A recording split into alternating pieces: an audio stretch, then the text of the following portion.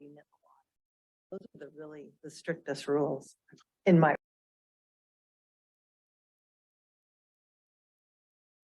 Right, gonna call to order Harbor Board meeting Thursday, February 9th, 2023.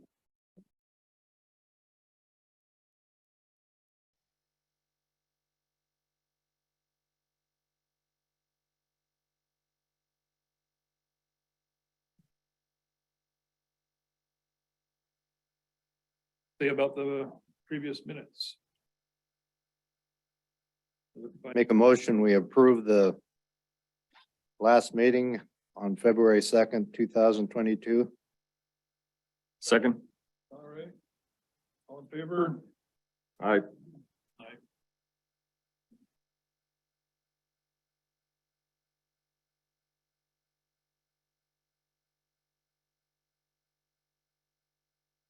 Okay, I'll go ahead with that. And third.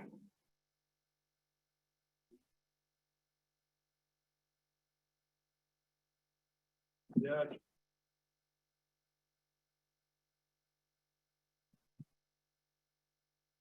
Well, I just got a quick one. I'm Scott Pilar, by the way. I got a little business out there with my son, Dirt Team Marine. And I was just wondering, I know you guys have a budget for grading and all that for the turnaround and I think the loading ramp down here. Is there any way we can get a little bit more grading down there? I think your budget is what, $4,000 or something like that for the two for maintenance. I'm not positive on that, but I'm just looking for a little bit more maintenance on the turnaround out there is all. As one of the leaseholders. Just something to think about. Good. Because it's pretty treacherous down there this year, but. Yeah, I appreciate it, Scott. Well, I think we're only getting what, 1 or 2 a year, maybe. I'm not sure. We've talked to you a couple times and Yeah, you've always been gracious to do it when we ask, but just wonder if we can schedule a little bit more. That's yeah, all. we have to, we're at kind of the, we're at Public Works's, on their schedule, so. I know a couple of times that we put in requests, there were other things going on and Martin's pretty good about it, coming back around, but. Yeah, no, and the, the budget it's pretty adequate, I think, for what we have. We don't spend it, so, every year, so. Yeah, just call me. In the past, there's been a lot more, resistance to us doing much grading out there because the conversation was it created more traffic. If we didn't, the potholes were naturally, were good or speed bumps, so. They do that. That was what direction we were given from other leases out there, but hearing from you that you'd like it graded a little more, we'll pay more attention.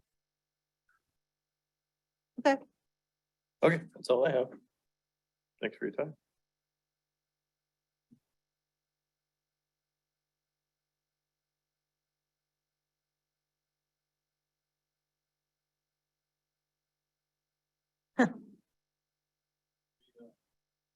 want to allow the next person online to speak. Jerry, if you can hear me, you can speak now, if you'd like to.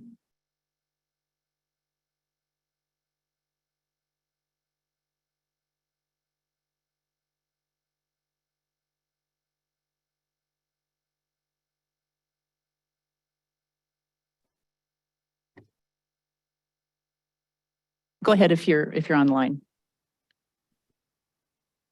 I'm just here to listen. Thank you.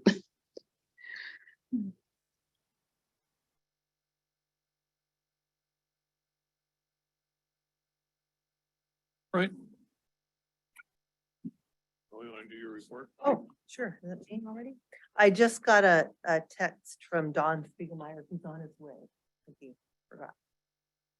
Okay, so the 23 Harbor, report, my annual report. I can go through it if you want. We'll probably have a longer meeting. I could just, any questions? Take any questions? The dredge amount, I could touch on that one. I just talked to the contractor this morning. We've given them a space upstairs just because it's kind of nice to have them close. He said that they are currently at about 20,000 cubic yards is what they've taken and dumped so far. So that is roughly about a third. Their plans are to stop at the end of the month here, the 24th. They have another project to go to in Ketchikan, and then the window for environmental windows start to close them down. So I don't think we'll probably see them back until this fall. They're trying to negotiate August start, sometime in August, which, you know, it's not ideal for us, but we'll put up with whatever because it's just, I feel such a gift that we're getting this, that will make it work. And our fleet has been so gracious about working with them and working with us, and they know that it's their benefit. So anyway, that's all I kind of have to report on that. It's a very slow dig. If anybody wants to stop by and see what blue clay actually is, I have a bucket of it, and it is really just been a tough go. So I think a little bit more than they figured it would be. More of the quantities are of the blue clay than are not so far. So. What, on that topic, what does the timeline look like as far as when they think they're going to be finished? And I guess it depends on when they start again in the fall, but. Yeah, so right now they have to dig themselves in. So it's not like they can just jump all over the area and dig kind of willy-nilly. They have to be pretty organized. And so they're working themselves in. So that being said, if you think of the harbor basin like a sunken living room, and we're pushing the sides of that sunken living room out, the area that has been our big concern and why really essentially they're here is that northern edge goes from a -18 all the way up to, you know, about a -10. So they're digging about 6 to 8 feet of material out of that northern edge along Ocean Beauty side in the Middle Harbor. And so they keep working up against that. And if they can get that done, kind of here in the next couple of weeks, get the bulk of that done, then when they come back, it'll be more taking the basin of our sunken living room from a -18 down to a -19.25. So in a lot of areas, they're only going to be taking maybe 12 to 18 inches of material out and be able to accomplish a lot more. So really it boils down to kind of as they get areas done, then they can figure out how long it'll take them to, you know, square footage and the material that they're digging. Once they get to the uplands or to the 400 row and over to the Middle Harbor, that's up against our 20-foot skiff stalls. That's going to be, I keep saying, like butter, because that is really just runoff and material that has gathered in the last, you know, and as far as Middle Harbor goes, it's stuff in the last 4 or 5 years that have come, sediment that's come down the creek and deposited there. And this will be the 3rd time we've had it dredged in that area. So once they get through this really heavy digging, and I'm hoping they'll get most of that done here in the next 2 weeks, they concentrate on that area, which I keep encouraging them to do. Then it could be, you know, a matter of maybe 6 weeks. Once they, so, and it really, it's a lot to do with the environmental windows. You can dig with kind of no questions asked environmentally from October to March 15th, or October 1 to March 15th. So they're going to have to get an authorization to start early, regardless of if it's in September or August. Earlier you go, the more resistance it usually gives. So we'll see if they can get in a little earlier than October 1. Then you mentioned in the email or in the agenda that at some point we might have to start thinking about prioritizing one thing over the other. At what point? Well, that's we have kind to of the start worst thinking that way? case scenario. We've got money allocated for this. And the contractor at some point may come back and just say, because it is costing us so much more time, which, you know, is money, we're going to have to renegotiate, whether it's the project or more money.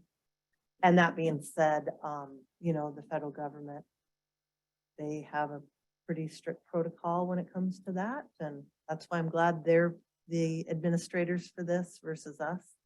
We've committed 2.3 million to this project. And the way that the money was allocated were on 5 different dredging locations. And so each one has a percentage of who's paying what. So the common area, the federal government's picking up most of the tab, almost 100% of it. The non-common area, the area that is really for our benefit or individual stalls, we're picking up almost 100% of. So, but then there's those other areas that it's kind of give and take. So my hope is that the hard digging is in the government side and the easier digging is in our side. But it still we may end up having to either renegotiate that we don't need it done, or we maybe ante up a little bit more money to get it done. Because, you know, there's all these legalese in a contract, but there is verbiage for these kind of things in a federal contract. And so there's a, you know, a way they go through it. But we're not there yet.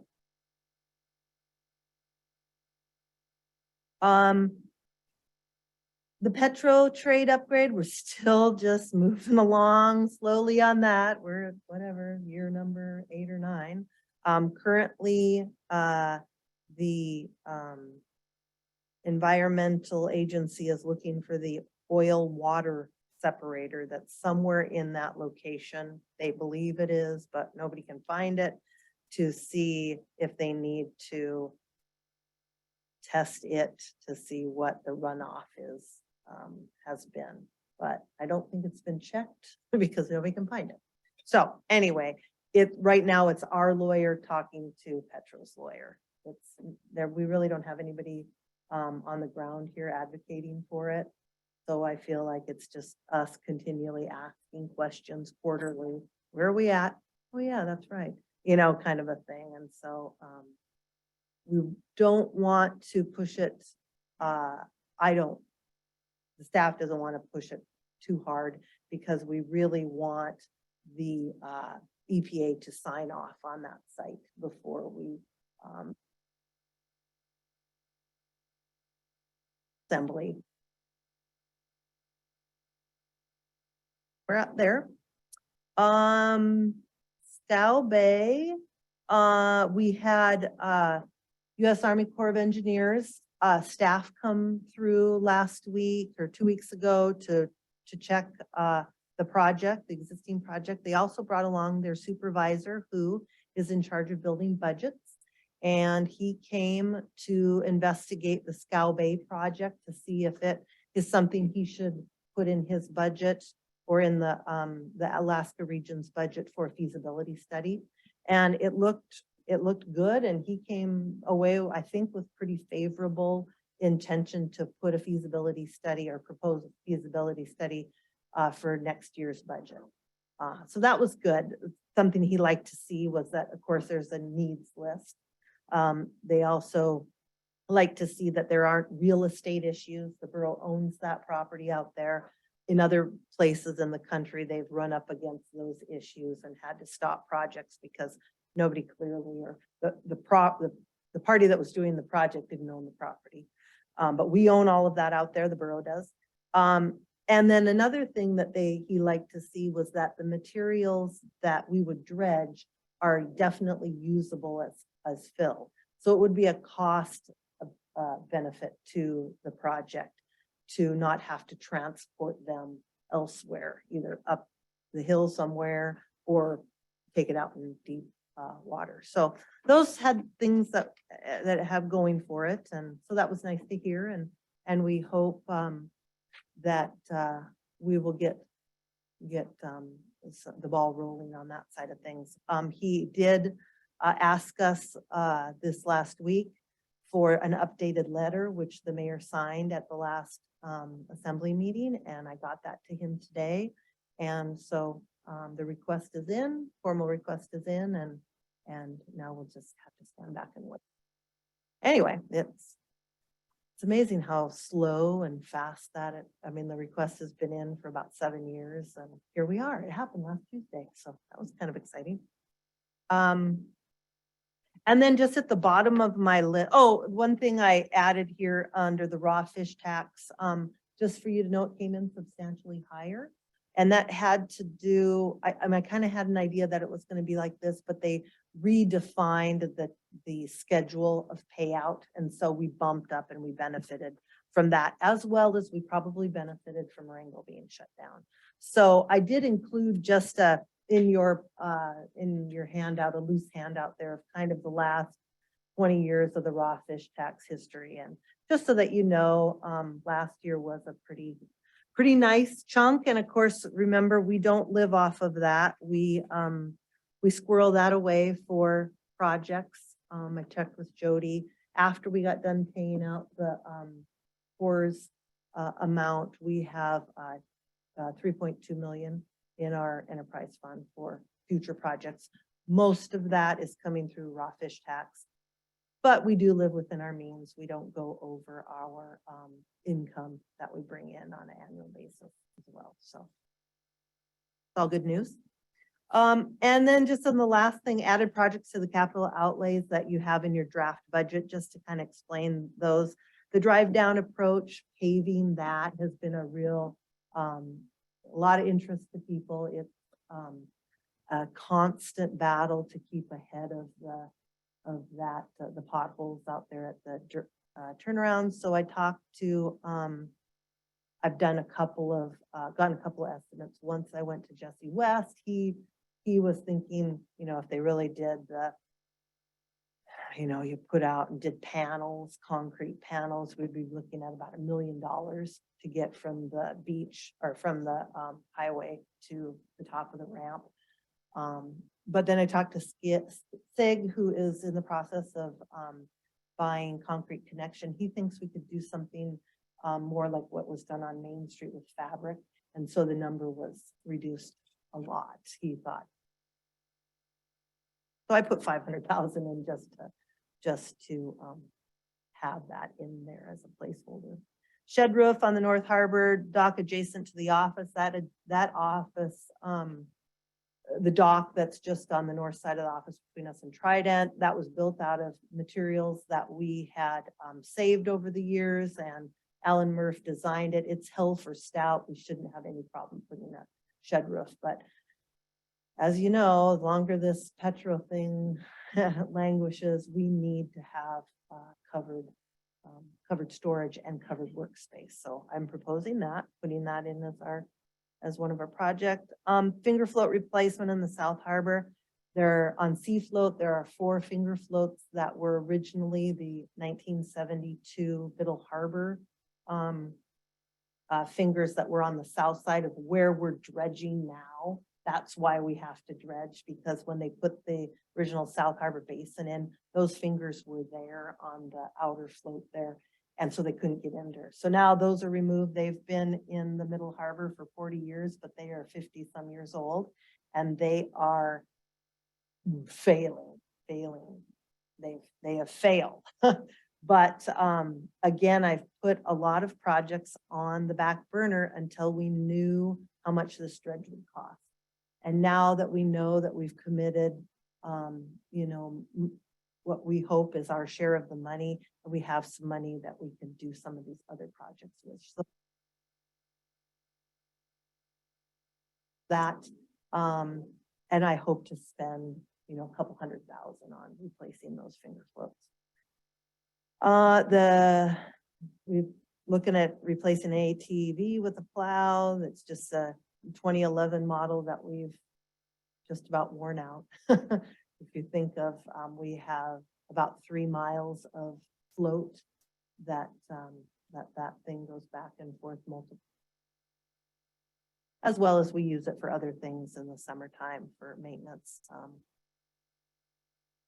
Served us well, and we're looking at replacing her. And the utility float, it's formerly or otherwise known as Alcatraz, but it's formerly the utility float. Looking at replacing that, that was original 1984 when the South Harbor was built. It is served its purpose. It's really looking, yeah, it doesn't get near the use that it used to, but it needs to be replaced. Again, I could apply for a municipal harbor match grant. I've had it, I've had the engineers give us a cost estimate for the design and build of something like that, and it's roughly about $1 million. So anyway, those are the added things on the budget. I kind of jumped ahead, but just so you have that in the back here head when we move forward. My apologies for being late. Just trying to turn the plant on after having it thawed for the first time in 30 years is proving interesting. I did have a question, Glo, on the dredging, and I'm Yeah. sorry if you already asked this, but the past North Harbor in between Trident and us, is there any plans on getting in there? The only reason I ask is because we're going to start long line here pretty soon, Yeah, and we're going to be no. starting to bring some product in, so. Yeah, nope. Okay. Nope, that's a totally different, that North Harbor area is still under the 1957 rule. The budget is, does that request, are you requesting a vote from us on the budget? It's just in draft form. It's not really Okay. thorough and no, I just wanted you guys to be aware of what we're looking at. I have a question. I have another related question. Let me find it here. Every year I'm here, I ask about increased grading for Scow Bay. And I think your budget allows for 4,000. That would be shared between Scow Bay and the drive down dock. And if I'm not mistaken, the lease revenues at Scow Bay are just a shade under 10,000. And so what I'm leading up to is, could a little bit more be devoted to Scow Bay maintenance? And the only maintenance there is the grading and trying to keep it serviceable for the whole community. You can see that from 2022 to last year, we doubled the amount. So, yeah, we call when you need it. That's kind of where we've left it. And we don't have a grader. So in turn, what we do is we ask Public Works to Correct. do it.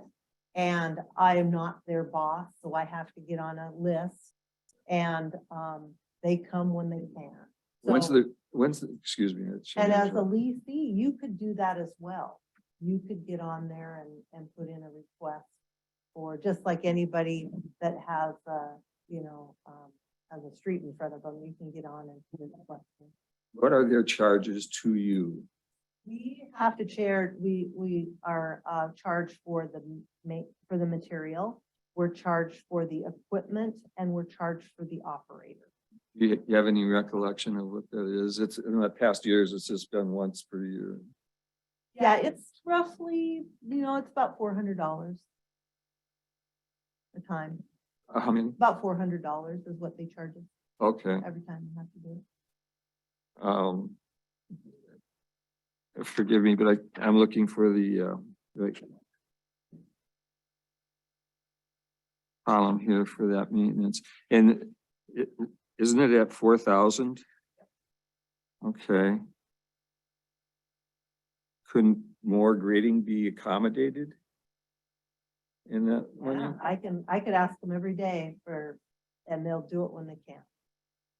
So I do, when we get asked to do it, I forward it right on and, and they accommodate.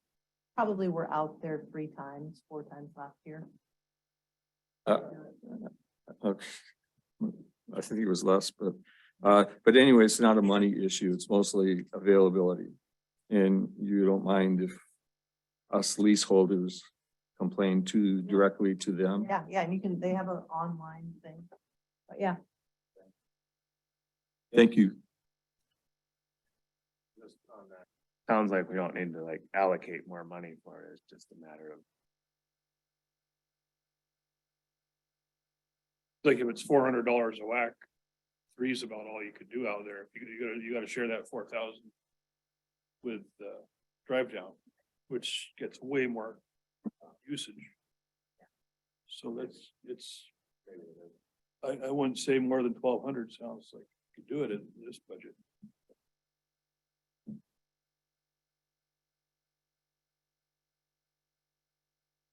well, you can see that, we used 2,100 last year of the 4,000, so it's not a money thing. It's, they got a lot going on. I just want to say that, more storage is also included in that, which is a big deal because there's bay sheds and whatnot back there, so there's a lot more to it besides the drive down and scout. Behind me. But it's not a money thing, so Behind me. don't get concerned about that. It's not a money thing. It's, Do you have something, Jim? Oh, I lost my train of thought. Oh, are we talking about budget? I don't know. That, he had a question from my, Is this the time? It's for, not, the budget's not really on the agenda, right? It's part of your report, so I guess it's part of your report, sure, this is the time. Go for Well, it. if we have a question on it, can't we ask? Yep. On expenditures.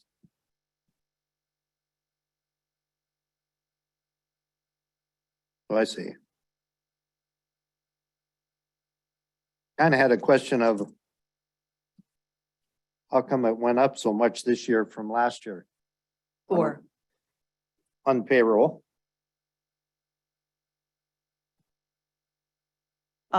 yeah, those are numbers that are given to us.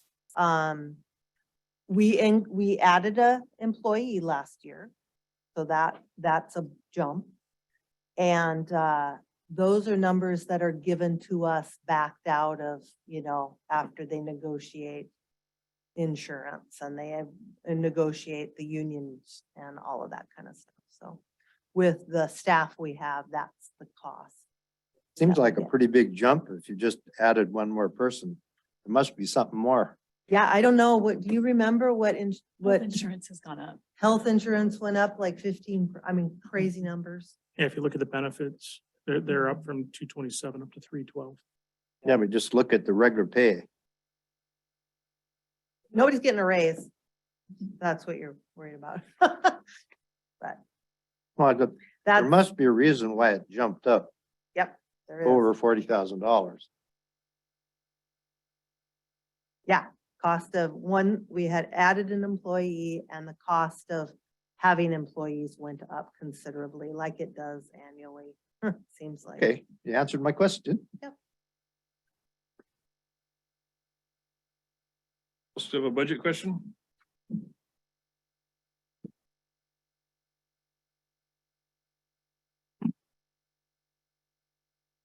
Was, Question, not Yeah, about the 'cause budget, but just to. So the pink salmon fishery disaster money, I was just looking at the thing that we got last year, and looks like we have to find out how, if we are gonna spend it by next year, basically 1 year away. I know you've tried and been shot down a bunch. I mean, is there any hope, like anybody else in Southeast Alaska having the same experience, or are they having more successful experiences in Sitka, or I don't know?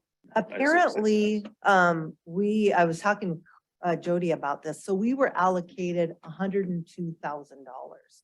And we have to find a project that would benefit pink salmon fishermen or environment or, pink salmon, from beginning to end. So, that is a challenge to find something that you can do for $102,000.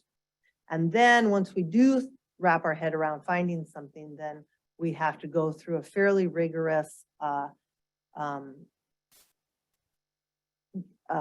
request and have to have it accepted by a panel of somebody. And then they tell us if we can or can't do it. And so far, the things that we have tried, we have not been able to do.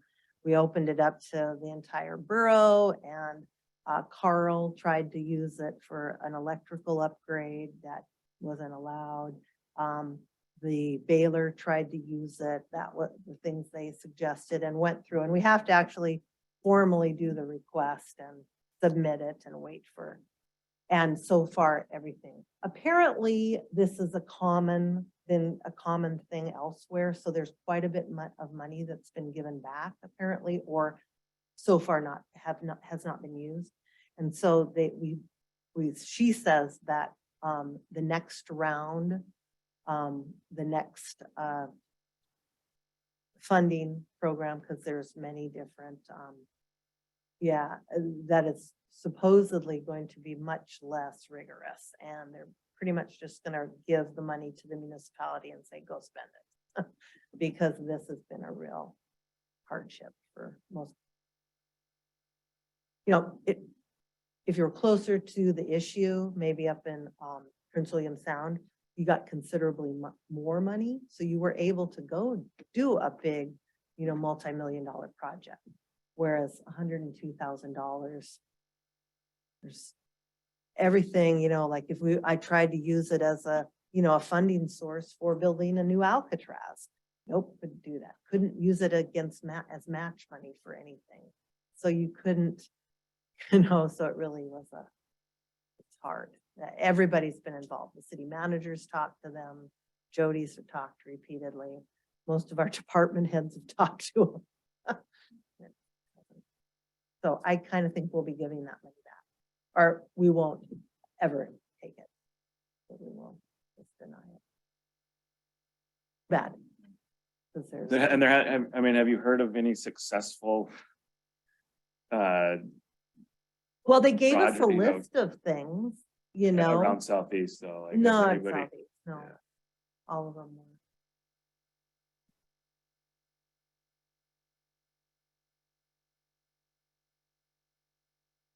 Right, guess we'll move on to new business. Yeah. No wake zone has come up on there. You want to talk about that, Don? Yeah, so I guess it's kind of, because I'm on the water, I'm standing on the water all day long, especially where I'm at. And I've noticed, especially lately, within the last probably 3 years, that there's been complete disregard for any kind of wake zone at all. Some of the things that I've noticed is Middle Harbor, North Harbor. You walk out there when those larger boats are going by, even boats like my size, 30 foot and above. They throw out a pretty considerable wake, and they do some damage to our fingers and the movement with all of our pilings and that sort of stuff. Also down at the plant, when we got guys trying to unload crab, we got guys working on the gill net float. They're getting constantly waked out day in and day out. And I know the guys at Petro complain about it all the time. And I know Tonka is a ways down there as well, but when those guys are getting deliveries as well, they're getting pretty severely beaten up. And even where my boat's parked at the bottom of the ramp, right by the harbor shack, I broke 2 lines this year. Some of those, there's one boat that comes in almost, I don't know if he's chartering or not, but almost daily, and it's a 36-foot cat. And he throws a 4-foot wake off that thing.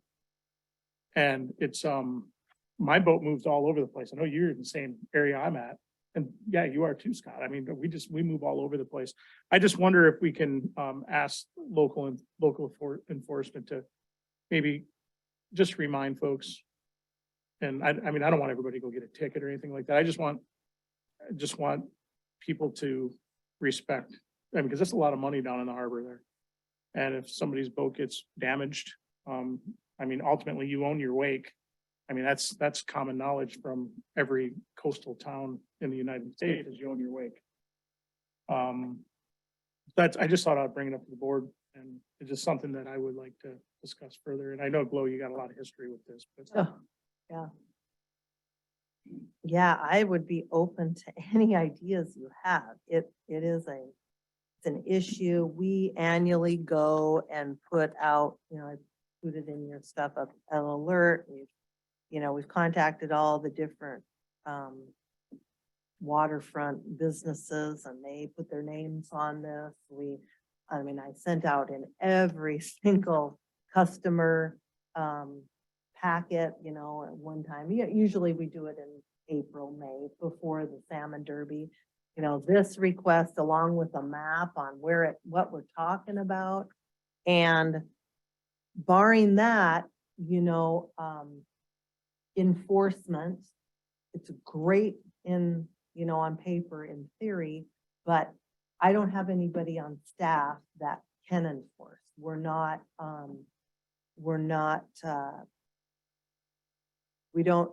Our laws have to be enforced by somebody through a ticket that you can actually take to court.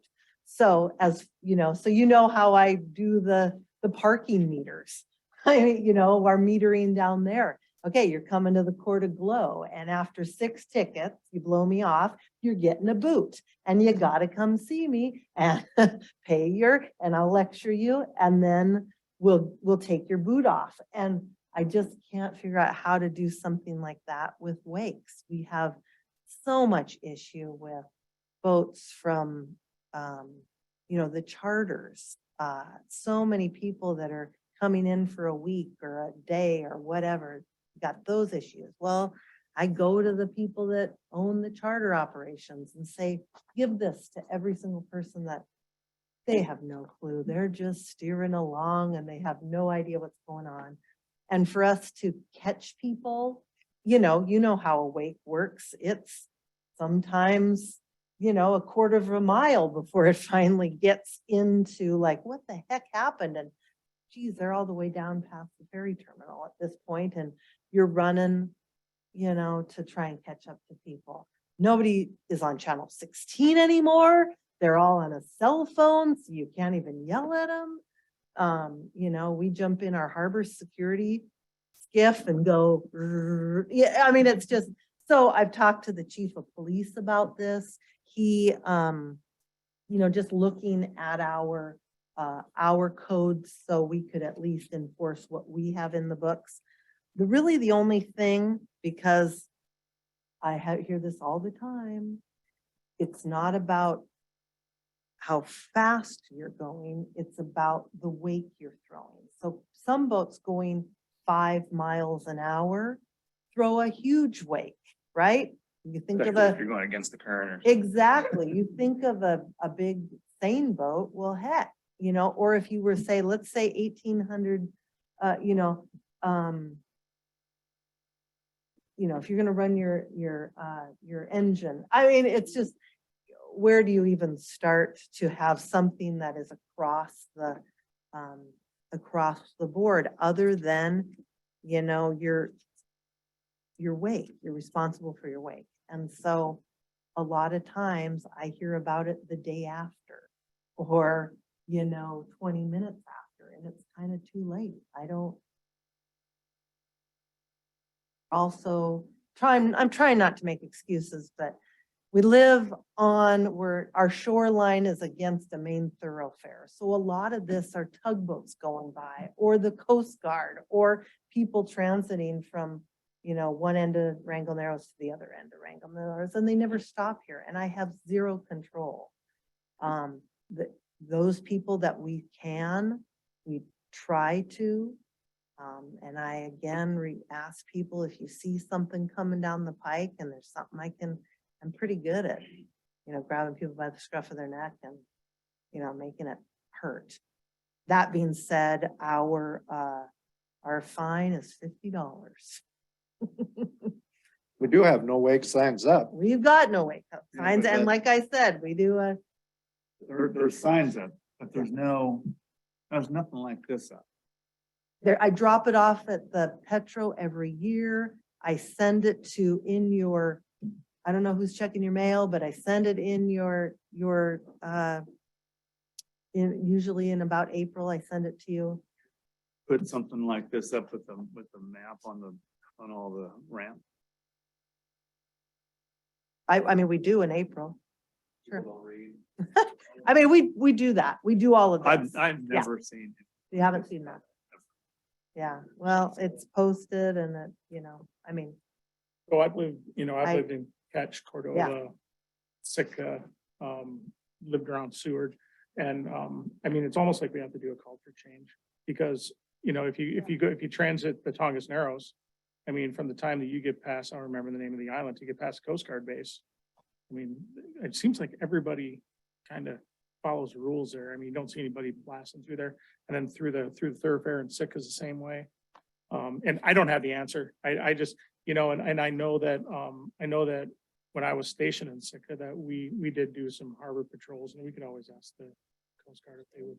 which we do every single, They're busy as with well. the captain Yeah. of the port. We have this as a topic every single meeting and we meet twice a year and we beg them. And they say there is nothing that they can enforce. There is no state code or law. And other than if somebody does damage to you, then you can go through that avenue. Yeah, you can go through the troopers, that avenue, if they've done some damage to you. Yeah, I mean, the thing I could have is I talked to Jim about it. He was gonna be here, but he had to transport somebody up to Juneau today. So he'll be back this afternoon, but beg them to take the harbor security boat out and just do patrols. Please, would you do that? Now, them being there at the point when somebody is coming through is probably not. But yeah, I don't know what to do. It's horrible. It's so aggravating. So I'm all for a no wake zone. Which, we kind of have, but it's just basically ignored, but I'm just kind of wondering whether the code even really allows for sort of an enforceable no wake zone outside of, our outermost floats. What our code basically. says, it's in chapter 1420.130 is speed limits within the municipal harbors shall be posted. Right. Okay, so what would you prefer? What would you like that's what you come up against. But An item? municipal harbors is defined as, it's not defined as like out in front, basically, like out We have to the middle of the Narrows. to the middle of the Narrows is what it is. Yeah, Okay. so most of those people going on are outside of, our code anyway. Well, there is a federal no wake zone here too. In the federal register, there's no wake from two different, markings out there. So it's not just the state, the feds, the Coast Guard Who has seems to regulated. have the biggest teeth in a lot of this and like down in Ketchikan, what really impacted down there was the FAA. They have that combination of float planes and boat traffic. And that's what really, they enforce it and they can, We got a guy that's on the water all the time, don't Hey, we? it's a Yeah. major safety issue, yeah. major safety. I think about you whenever I hear you spin up, I'm always like, oh boy. I had to go around twice last summer because Right, Road and I just don't, okay, I mean, say we have I just don't know how to enforce and what do I enforce and how do I go about it? I'm not an officer of the law, none of my people are, so that means I have to get a policeman down here. They have to witness it. I'm just saying, I'm not advocating for enforcement. The only thing I would like to I see am. maybe is more of education. Just post some signs, I think would go a long way. Well, because right now we have nothing. And so what are we saying? they're orange and you guys don't even, We have- probably can't even see them. We have those big So used signs to out, seeing them. but we have no information regarding it. Very official. So it doesn't look Could official. could fire a $50 fine sign underneath it or something. I don't. We're kind of putting the message out there that, yeah, Yeah, there's I'll those try it. signs Yeah, out there, we'll try but we don't care that much. Yep. You know what I'm saying? We care, but Oh, we we don't. care. They, yeah, So if we would have And- more public education, then it would those go. we'd be able to catamarans, they're go. not, they're It's not not like we didn't customers tie. of ours. They tie up in the loading zone. I yell at them. They're not here, they're not our people. Can we deny a moorage? They're not mooring here. They Wait, go, you can turn someone away, can't you? of course I can, but they aren't, they come in for 20 minutes. And I don't hear about it till tomorrow or yesterday for, kind of a thing. And so, So it's, the vessels that are transiting the area, we have no say over those people because they're in the middle of a channel or beyond. But we do have an impact on the people that are coming and going. They're coming from the North Harbor. People come from the North Harbor headed south, throw a huge wake. And people come from the South Harbor headed north, throw a huge wake. It's impacting all the infrastructure. I mean, it's hard on your fingers and docks and boats. And I mean, it's hard on everything. And then for me, it's a major safety issue, especially around Petro. Having a seaplane facility right next to the fuel facility is not the best idea. That's the way it is. So, I don't know. no, what would really help me, Scott, is if you went after some of these people and didn't just say, oh, I don't want anybody to I don't want to be that's what I really need. Dawn, I need you to call the police and say, we have it, in our code and we need to enforce it. Well, we That's just- what really We just need to do. upgraded our camera systems now. So I have full video on the whole front of my facility now. And it's going to a hard disk, so we can keep it for 7 days. That would really be, we can get the police involved. Jim's all for it. And, we need to. So an education campaign, something on the radio, something in the paper, get those reporters to talk about it.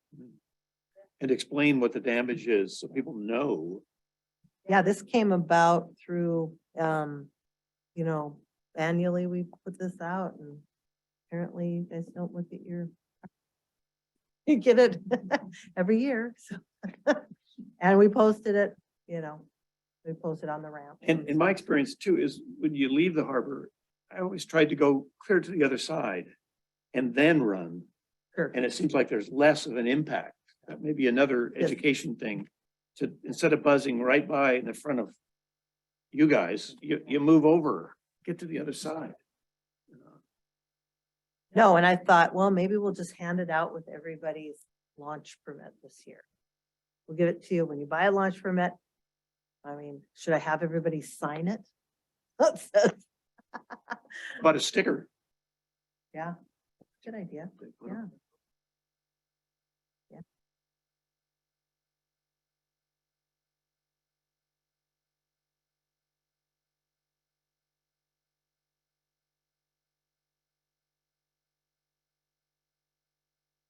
See how we can Where would that enforce money it. go? Where would the fine go? Would have to be through local PD. But even if we don't need to enforce it, but the $200 hurts just thinking about it versus the $50. So that's a assembly thing? Yeah, it's code and the police would enforce it, so they will collect it. And if we can get it up to the assembly level, at least then the folks that listen to the assembly, I'll make a motion. Make a motion that we increase the no wake fine from $50 to $200. I second it. Can we just, where in the code, can we take a look at what the code literally says, just for a sec? Yeah, It it's it must be in our harbor board. 1420 point, no, you don't have a copy of it, but what it says is the speed limits within the municipal harbor shall be posted. And 5 miles an hour? Idle, I've seen it elsewhere that they say idle speed, no wake. I like this.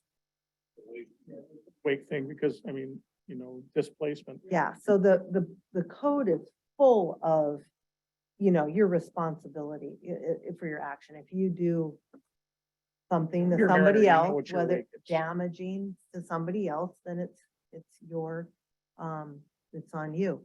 So there isn't anything that specifically, you know, says, if you, yeah, that's a criminal thing.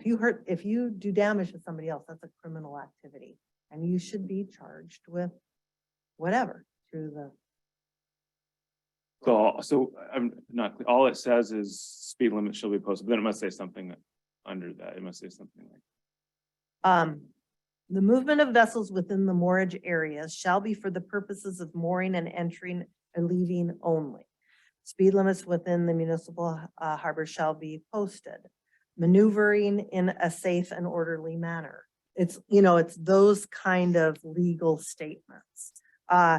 Operating recklessly, dangerous or nuisance to a person or property of another. You know, codes are full of that. Constituting a nuisance, all of that is constituting a nuisance. You know, and in order to enforce that, you call the police and you charge them with something. Sounds like inter-harbor language. It's not like thoroughfare language. That's true. So this might be bigger than a harbor issue. I don't know, but And the assembly wrote, I think it was 2 years ago, a request to the Coast Guard to look at putting kind of the universal language for boating, our white buoys. Like the north end of Tongass Narrows and the south end, they have these white buoys, and that's the universal language, all buoys, that you have to be below 5 miles an hour, right? Okay, so that's what they did there. And we asked for them to look into that, and the assembly sent a formal request, and we got nothing. And we bring it up every single time. And we meet in the spring and the fall with captain of the port. And it'd be good to hear from other than just Eddie and I. And they don't. Last year I was hoping, and I think it did help, we had the small boat contingent. And that was one of the #1 things that I asked them to do for us, was to monitor the speed.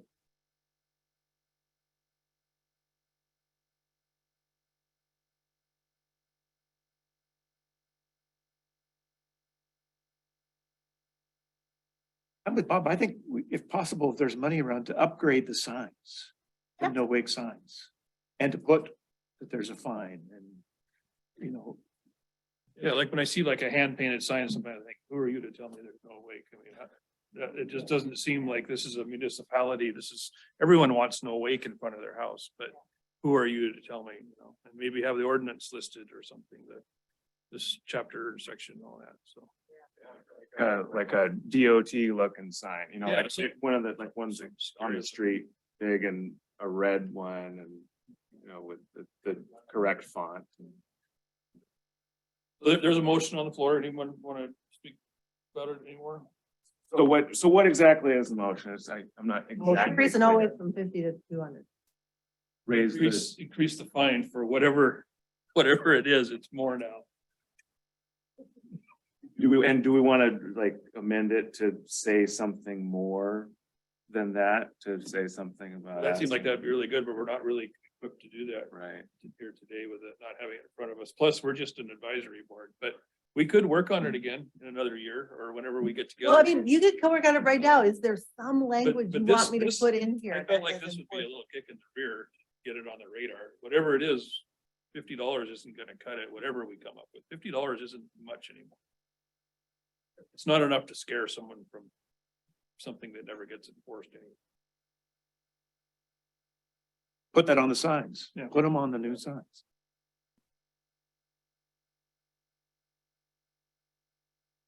This is a recommendation to the assembly that we're making.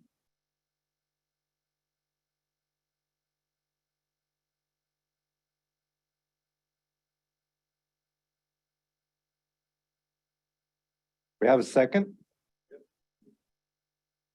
Well, that, but plus, let's just take a vote. No pressure. So everyone, all in favor of the motion to raise the fine from 50 to 200?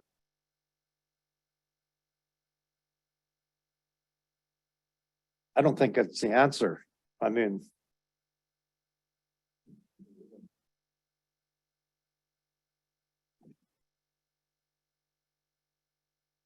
Move on from that. I think it's. Before we move on, I mean, should we say we want to revisit it, at some point? And at the assembly, I mean, if we can speak at the assembly if they want us to. Man. I mean, You're an advisory board to the assembly. Right. So basically you're bringing this before the assembly to address it at the assembly level. So we could revisit it in that respect, right? Not etched in stone, it's just so those guys can look at It won't be a year. If you find something they're doing elsewhere in some other place, I mean, I have gone online and looked at other places and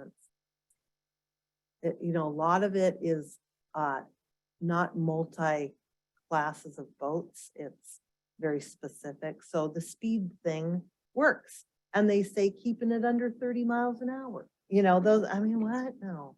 Or, yeah. There is a lot more boat traffic in just last year. Post-COVID. Busy. There's so much. more Everybody boat got traffic. a speedboat. Yeah.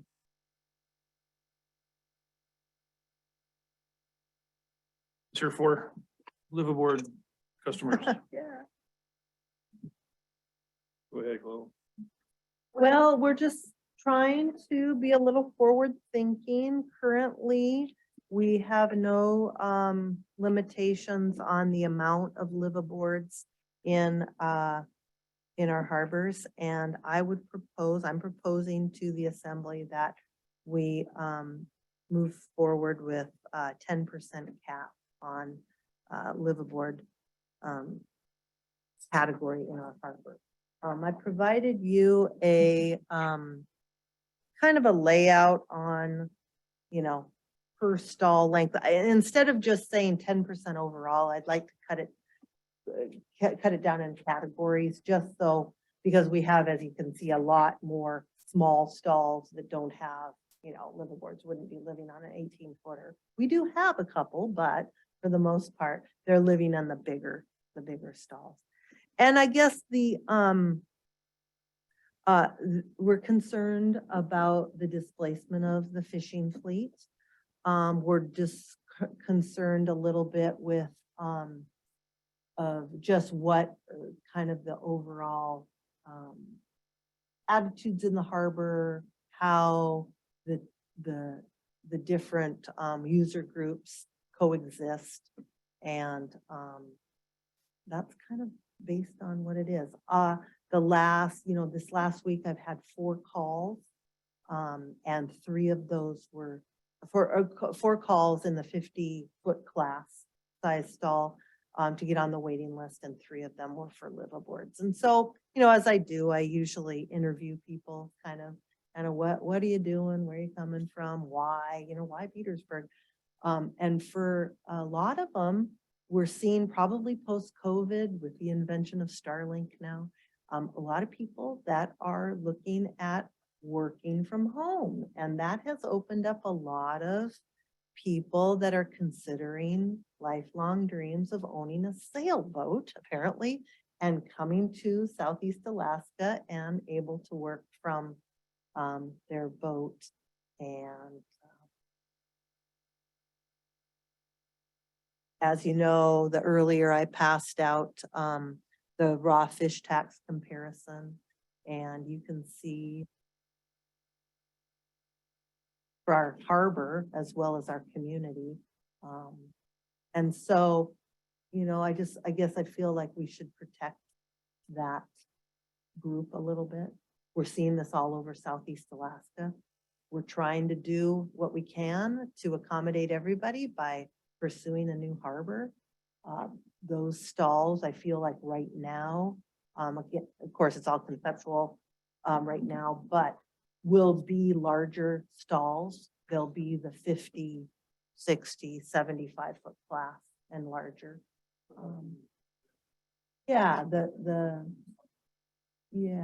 So we will hopefully be growing that group that maybe doesn't, that there's not a bigger percentage of in our harbor. So as you can see, it's not really a problem now if you look at across the board on what stalls we have. The ones that are probably getting closer to seeing that, realizing that cap are the 40 and 42. We proposed that there would be 17 of those, and right now there's 10. The 48 and 50, we have 88 stalls in that class in our harbor. So we would propose that we would, hold out 9 of them for liveaboards. Currently we have 7. So there's getting pretty close. The 60, 62-foot stalls, which is kind of more your classic seine boat, that's D float, the outside of the North Harbor here. We've got 27 of those stalls. 3 of them would be proposed to be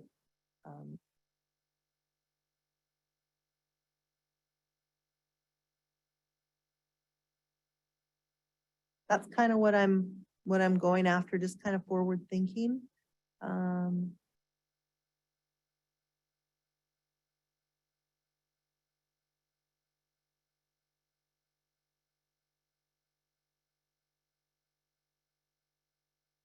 Well, I'm just wondering, I know, the liveaboard issue in Sitka is quite large.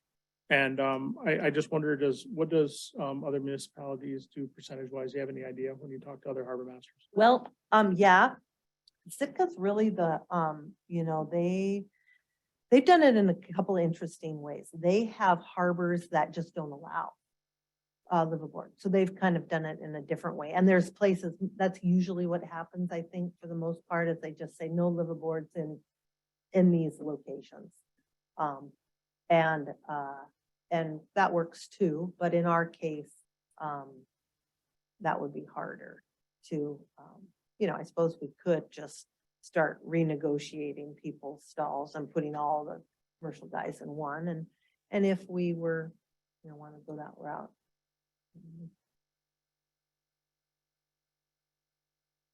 So we are we being asked to, this is new business, so it would be a motion and then we would have a discussion on it.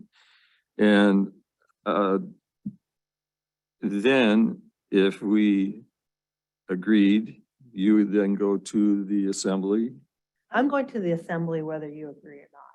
You are Okay. advisory to the assembly, and I will report to them that you voted it up or down. Okay. And how soon would that, is that in the immediate future or down the road a ways after more discussion?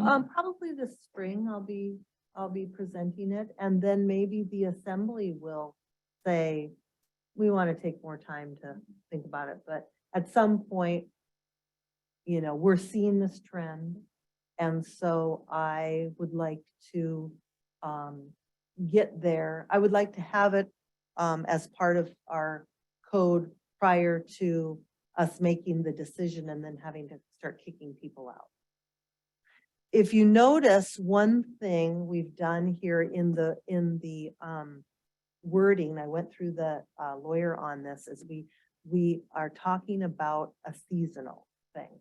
So part of the issue that I'm concerned about is are that liveaboards, there are liveaboards that go off and do essentially what commercial boats do. They live aboard all winter and then they go out and enjoy Southeast Alaska in the summer and they're gone and we're able to sublet. Then we have a whole nother group of liveaboards that come in with this great idea that they're gonna be, boaters, and the boat never leaves the stall. And it might be there for 20 years and it never leaves the stall. And I may or may not have to deal with it in other realms because it becomes a derelict or whatever. But our concern also is that we are going to run out of space for the transient boaters that come through in the summer. Should we fill up with boats that don't leave? So our budget is about 20% comes from seasonal boaters. come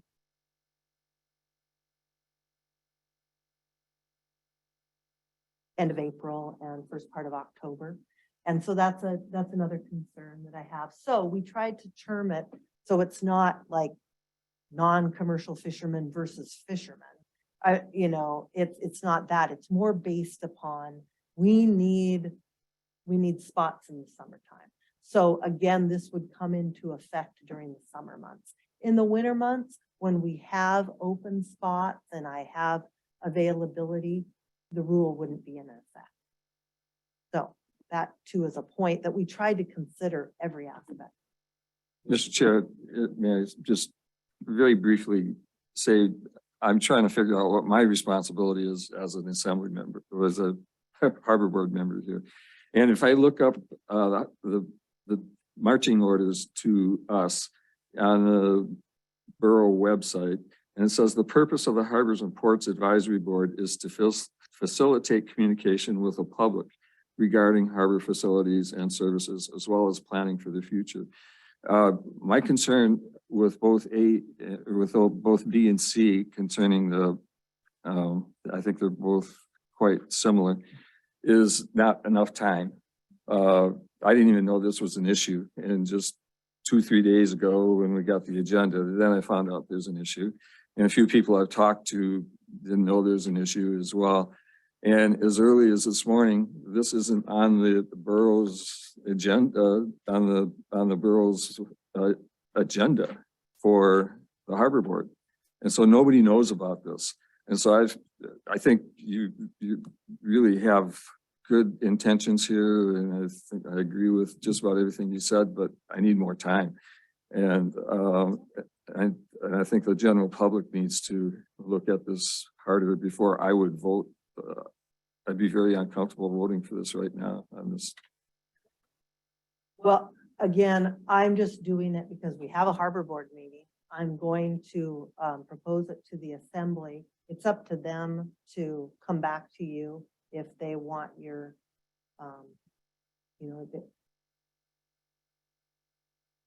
so in the, you can certainly come back and say that to the assembly that we don't feel we're qualified to have an opinion. I think that if we were to recommend anything along these lines, that we should also look at redefining what it means to be a liveaboard. Part A of the liveaboard policy, it seems to me kind of a mess. It says a person living aboard a vessel for 15 days within any 30-day period is considered a liveaboard. So it defines actually a person to be a liveaboard rather than the vessel on which the person resides.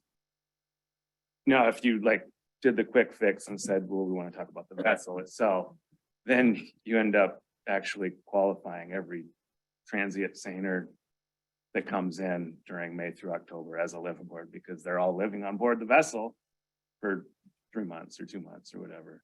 So I think something should be done there. I'm not sure exactly what. We could have a discussion about that, but I think that if we're going to have any kind of rules about liveaboards, about how many there can be, we should get straight on what exactly we mean to be a liveaboard. It's one of those kind of things you know when you see it, but if we're going to have a law about it, we should probably have a better definition. So we do charge, if you're a commercial fisherman and you are living on your boat for 15 days, you get a liveaboard fee. Right, but I mean, matter. even if suppose you might be living for 3 months on your boat, coming in and out of the harbor and so on and so forth. You're getting the liveaboard fee. Seiner get. We don't want to kick seiners out Is it per- as a result of Is this. it No, per- but is it if per they're, person? if they're tying up for 15 days and they have a crew living aboard for 15 days, they're gonna get a liveaboard fee. So I think that still the definition, because it says a person living aboard a vessel, it doesn't say that it's whether it's tied up or not, anything like that. That makes sense. So I think it's just a poorly written definition of liveaboard. And you don't want someone coming and saying, well, you gotta kick all the seiners out. Cause I think what this does say is that you gotta kick all the seiners out. Because they would all be. Even if they're only tied up for one day, they'd be considered a liveaboard.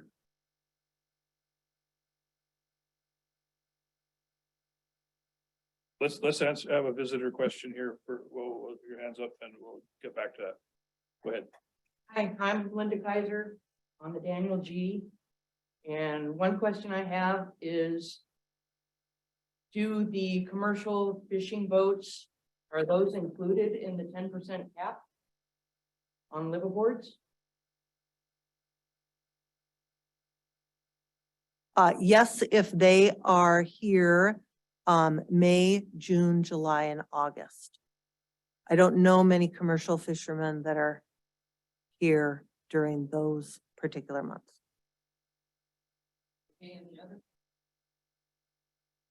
What is the current percentage of liveaboards in the harbor? So for 18 foot, we've got 4, or we've got 2. The proposed allowance would be 4. For 20 foot, we've got 3. The proposed allowance would be 7. For 26 foot, we've got 1, and the proposed would be 7. For 32 foot, we've got 6. The proposed would be 9. For 42 foot, we propose 17. Currently, we have 10.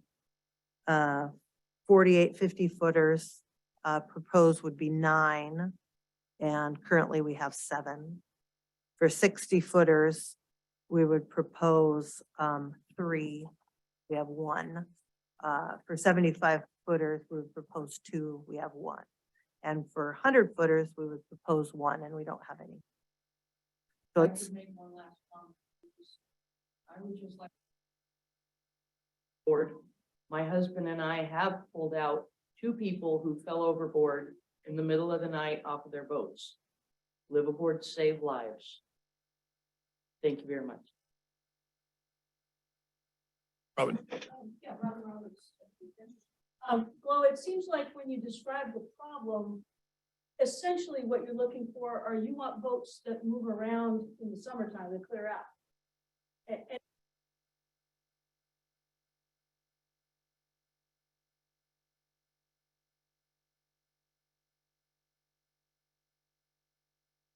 really to move. It sounds like really your essence of your issue is you really need boats that get out of the way in the summertime that can come and go and what have you. It doesn't matter whether people are living aboard those boats or not living aboard them. I don't live aboard my boat anymore, you know, and luckily I'm still able to take her out every summer and be gone, you know, and it's a happy thing, but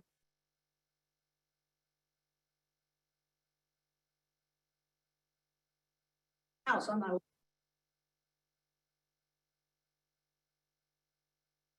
part of it. Yeah. Generally, the harbor, that's the problem. So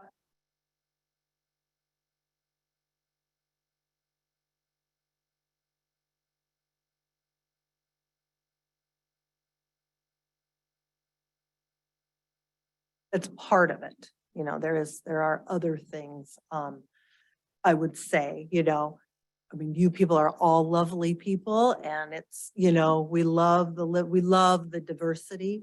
But if we had a harbor, we're also seeing a little bit of issue with the housing problem that we're having in town. I get a lot of people through the door looking for cheap places to live, of which a harbor, you know, is a cheap place to live. So we've got a little bit of that. Turns into a totally different situation when you have the issues that go along a lot of times with domestic living in a commercial harbor. There's a lot of challenges between user groups, things like parking or things like, you know, animals, you know, all sorts of things. We want, So there's the part of that is under consideration too of the different user groups together.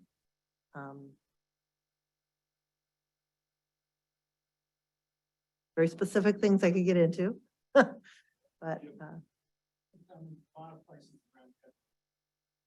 yep.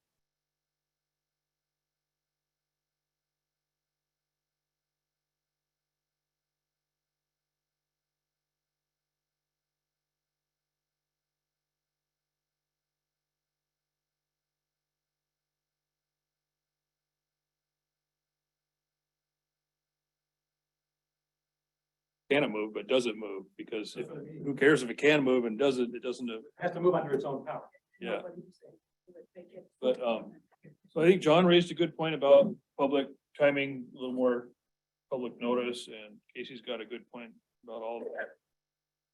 The actual language. And I just think maybe Scott as liaison, maybe you could, since you guys meet twice a month and we meet once a year, you could feel it out at an assembly meeting and see if you want to task us with, holding some public workshop or something, and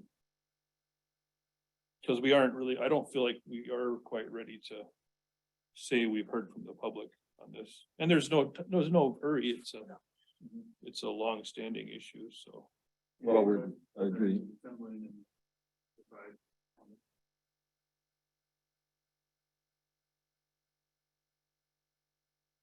I feel like, okay, Harbor, I'm the chair, but Glow can call a meeting as Harbor Board. Assembly can ask us to weigh in on something, but as far as my own, it's like, I feel like as an advisory board, we don't really have much horsepower to just take things on unless somebody wants us to, either the there harbor must have been- master or the assembly. There must have been some prior information because we have 6 people in the audience that are here for the True. same issue, so. And that's why I wanted to get a little taste for what it is. Yeah. But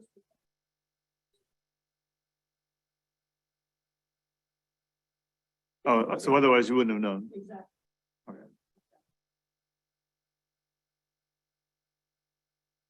feel it out at the next assembly meeting and see if it's something that you want to assign to us. Depends on what Alright. she's gonna do. Yeah, I'm gonna have to ask to put it on the agenda, assembly agenda and speak to it. Like to make.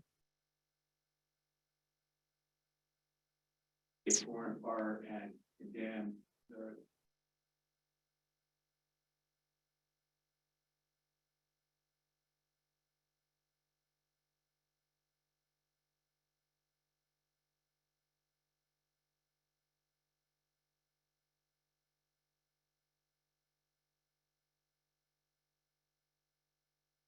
Half synced on Gloria and she's gonna have to tow it over, to go through what kind of a process to get rid of the boat, and it's just a big can of worms for all these folks.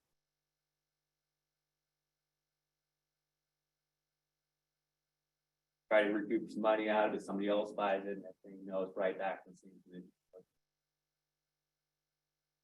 I think really the best thing to do is, I mean, the harbor board is the advisory body that makes recommendations to the assembly. So the more definitive and the more you're able to capture this issue and make a good solid recommendation, that would, the assembly will have be able to make a better decision.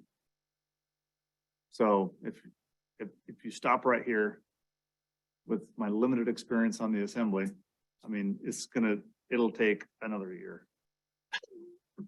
Because now they'll have to assign, or create a subcommittee of kind or a task force to flesh this thing out. So you see what I'm saying? And this is. Yeah, unless this I is- make a good enough argument and get 4 votes. This is kind of your job. Yeah. I mean, so if you guys need to have another meeting to address the wording in the definition of a liveaboard, then, and what John's saying, more public advertising, so people know that this is an issue, so people have an opportunity to comment on it, whether, an impromptu showing up at a harbor board meeting, or they can write letters, or we can have more discussion about it, Well, so. we can Yeah, and direct it. you know, I feel like 10% is super generous. I mean, it's not, I don't mean generous, but it's in some Room for instances, growth. there's There's lots of Yeah. growth here. Yes, this is. I mean, this- nobody- It's not like you've established like we're gonna have No, we're going from 5% to 10%. There are no limits right now. So all you're saying is right, we want to cap this and stop this Yeah. component of Right. the use, the type yeah, of use. yeah. Because for a variety of reasons. And gosh, I mean, right now, the current average versus what is proposed is, you know, far, far under what, you know, what the. These the people are threshold. welcome in our harbors, but they are there all the time and using all the resources. And so are in competition with commercial fishermen for different things. And that's the argument. That's Yeah, what you're saying, basically, right? Yeah, and I guess that's, you know, if, I just see, I've got a big waiting list. A lot of them are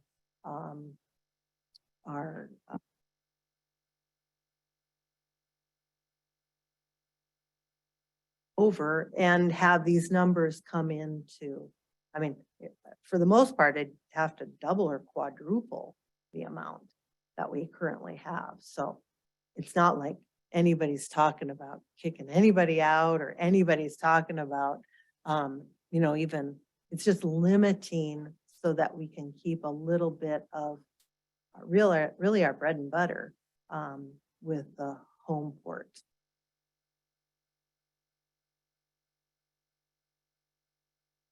Go on this. Well, I don't know if we have to have a motion to recommend it before, but I would like to move to amend part A somehow. And maybe I can read to you what I think we're trying to capture, the concept of liveaboard, Yeah. and see if this is what we're actually trying to capture. Where are you at? So if it's not in our handout, but it's in the 14.20 it is in our handout. Yeah. 0.125. It's just part A. And right now it says a person living aboard a vessel for 15 days within any 30-day period is considered a liveaboard. So all that does is define a person. It doesn't define the vessel to be a liveaboard. So strictly speaking, we don't have a definition of what it is to be a liveaboard vessel. So what I would like to revise it as, and I'm not sure if this is fitting with the perceived concept of what a liveaboard is, but this is, I think I'm trying to go for it. And so here's what I got. A vessel on which at least one person is living for at least 15 days in any 30-day period, and which is moored at the harbor continuously during that period, is considered a liveaboard. Is that what we're trying to get at? So that's, I moved to amend the code.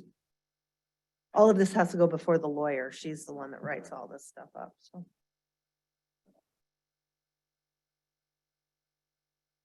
Can you read that again? A vessel on which at least one person is living for at least 15 days in any 30-day period, and which is moored at the harbor continuously during that period, is considered a liveaboard vessel. So that's an actual definition of what it is to be a liveaboard vessel. And so that says that they have to be moored continuously during those. That's the idea. I'm not sure if the continuously is part of what we're all thinking it is. Okay. Yeah. Once again, we're just talking May through October. So most of our commercial fleet is fishing during that time, so would not be affected. Come October, half of the harbor are liveaboards, great, we're raking it in. But in the summer months, to help capture, you know, that is. I'll second that, the clarification of the definition.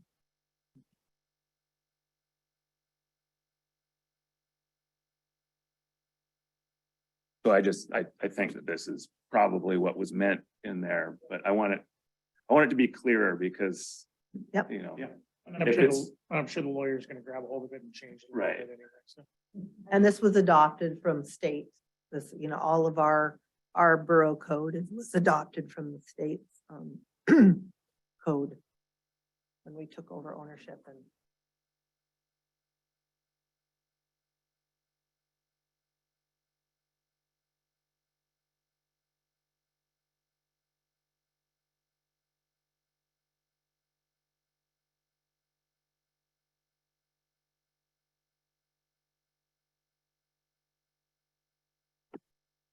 How do you guys feel about the 10%? That seemed like a reasonable. Burden.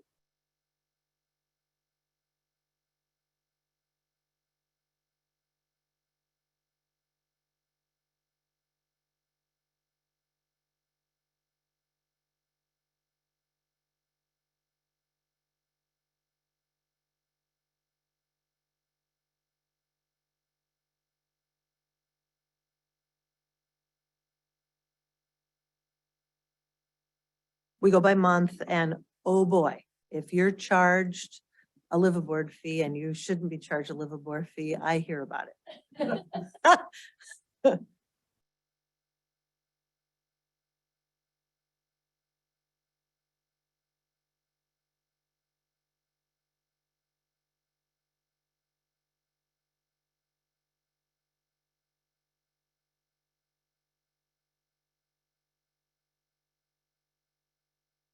Percent probably, because some of those categories aren't gonna, or they're too big.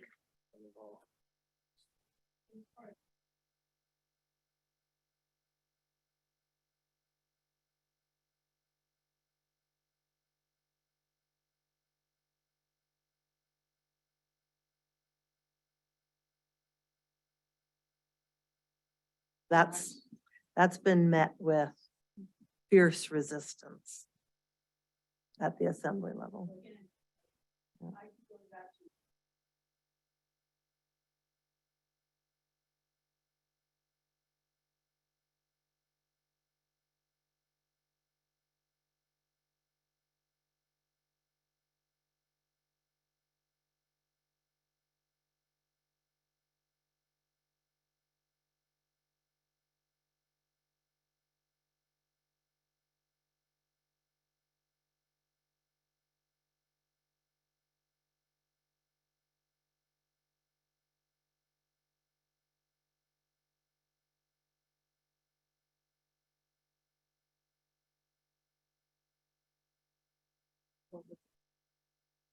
Well, and that is why we pick those months as well.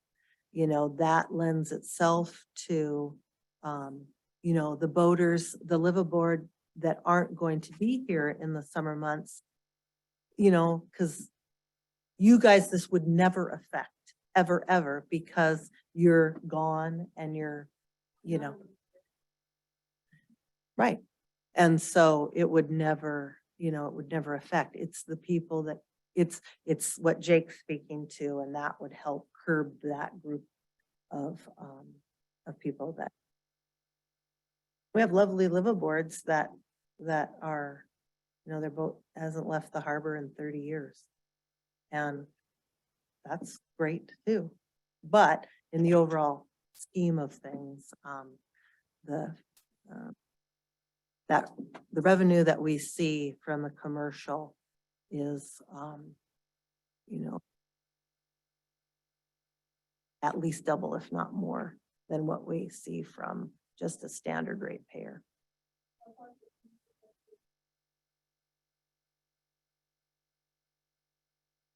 Raw fish tax last year, we realized, you know, $600,000 came in from raw fish tax.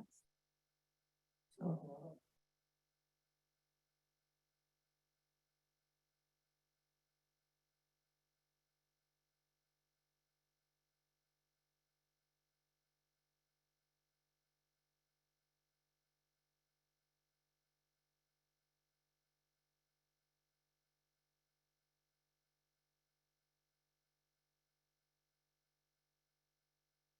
Ingle's always giving those boats the smell. She's always giving them the smell test when they call on the phone. Yeah, and that is another aspect of this argument. There's many aspects of this. You know, a lot of times a beautiful boat will come in and they, you know, for whatever happens that, you know, it might take decades, but 2 or 3, 20 years later, the boat hasn't moved. It becomes, pretty soon they're trading it in the, you know, in the bar on a napkin, and now it's in, you know, somebody else. And when it originally came in, it was a beautiful boat and it was doing what we hope boaters do. They come and they use their boats and they go fish or they go explore, or they do whatever. And, you know, buying fuel tax, you know, I mean, the whole thing. But sometimes it doesn't. Sometimes it ends up having to be destroyed. And we see that.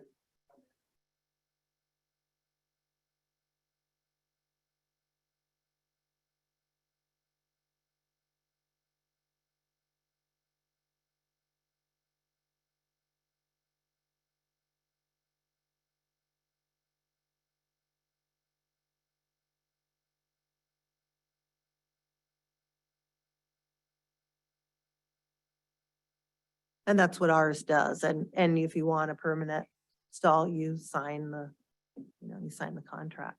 If you're not looking for a permanent stall, you get transient moorage, and it's considerably higher, and so people don't, they're gonna be around, they opt for that.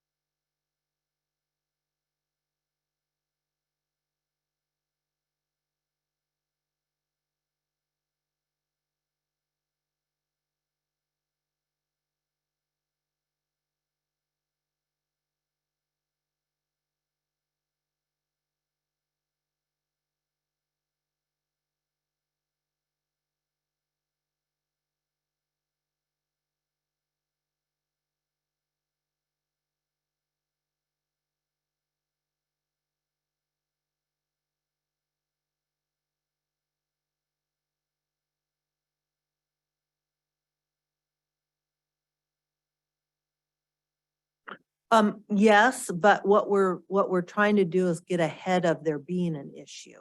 So currently we run between 4,000 and 5,000 transients through. They are paying 75 cents a foot a day, up to 10 days a month. So they get a monthly rate. So they pay probably 40% more than a permanent stall holder does if they were to stay for a month, but yeah. So we do, that is a big part of our budget. We make about 20% off of the transient. So that is an aspect of protecting that, an aspect of weeding out the, you know, the liveaboards that we want. The liveaboards we want are, you know, people like all of you that do what, you know, we're supposed to, you know, what I would say you're supposed to do. You have a boat, go use it, whether it's commercial fishing or you're playing. There are other harbors that are in the world that are strictly live aboard, that are full of boats that never leave. And our harbor is so small. We have 577 stalls.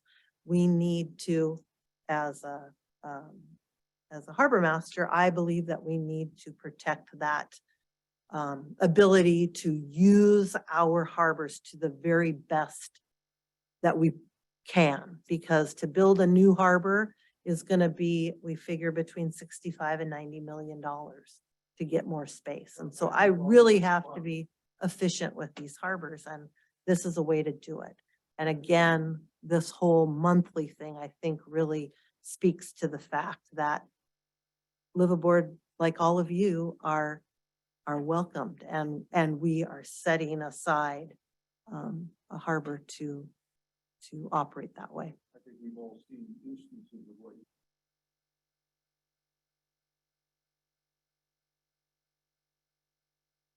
I'm actually kind of comfortable if we want to vote on whether to go support Chloe's recommendation, because, and also if it's an ordinance change, I believe it'll get 3 readings.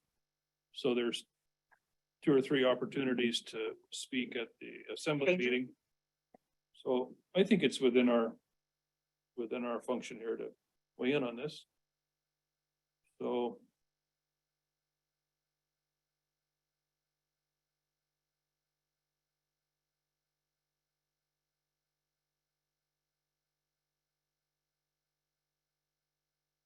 But I need more time.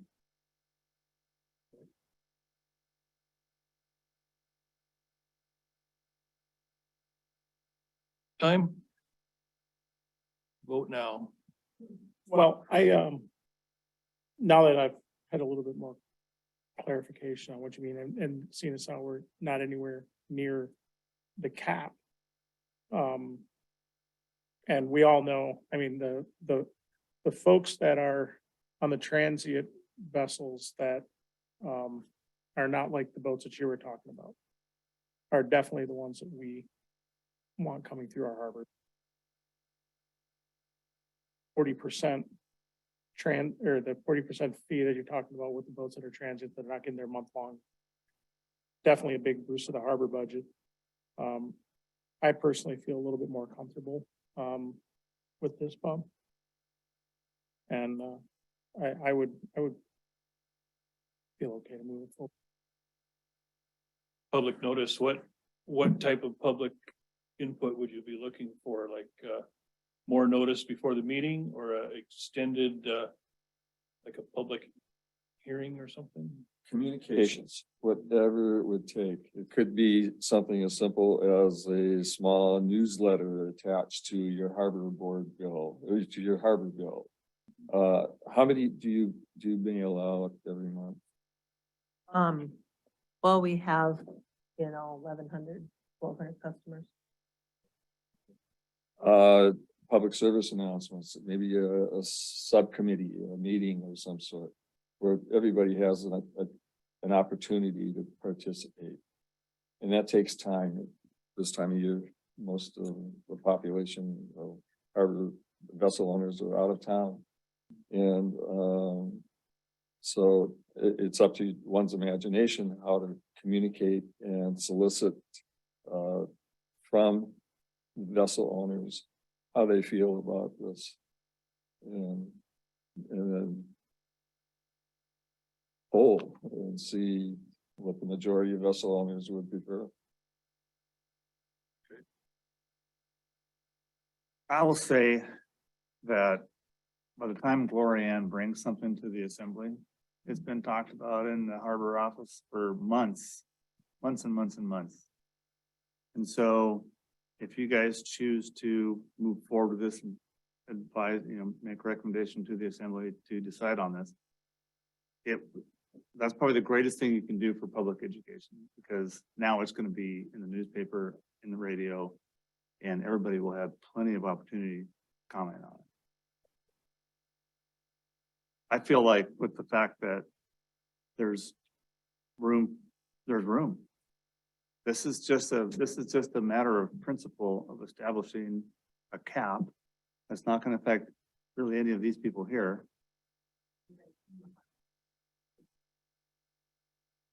This is like looking ahead to prevent an issue so that you can, an overcrowding issue so you can accommodate all the transient users down the road. It's going to help us in the future on big decision-making. It's just good, solid management. Are we going to invest in paving the drive down? Are we going to invest in, or are we going to invest in more bathrooms, showers? Are we going to invest in, that kind of stuff right now? Goes to the assembly level, there will be, like I say, three readings, and there will be plenty of opportunity for people to comment on it, and the assembly would respond.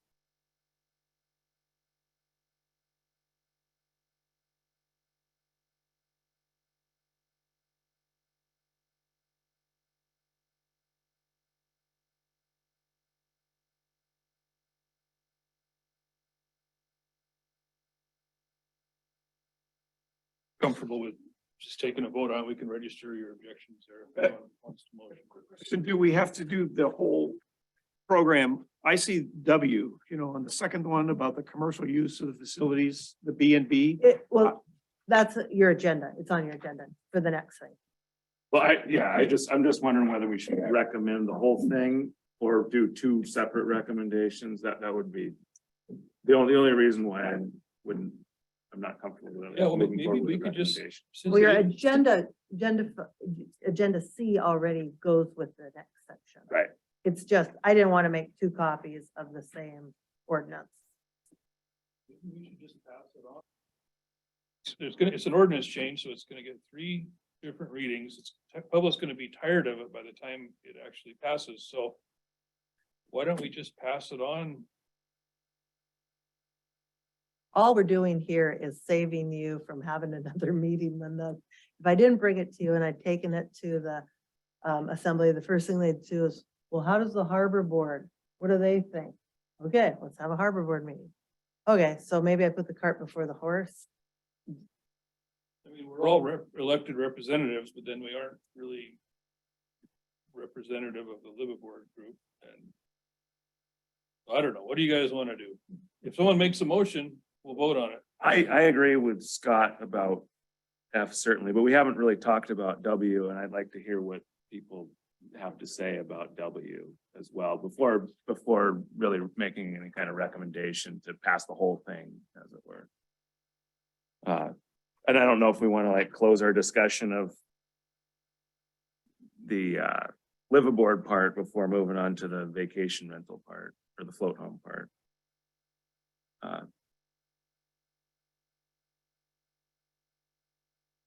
Pass, because nobody made a motion, so we'll just move on to the next topic.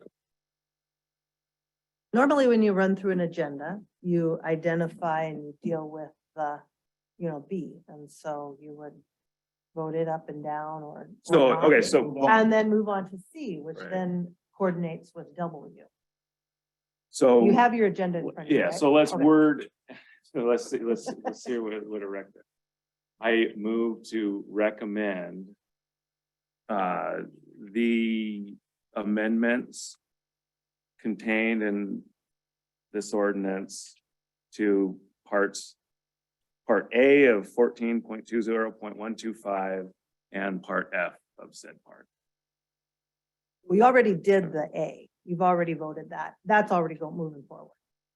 So Okay, now we're yeah, just so talking now about just Part F. F. Yeah. So I move with respect to Part F to recommend this.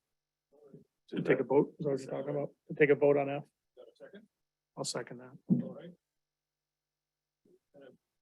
Yes, so do we vote? What is the motion? To recommend or support Glow's recommendation of F Okay, 10% cap.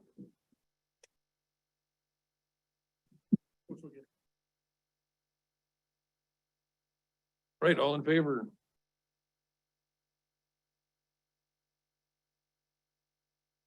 Could note John's objection about the Roger.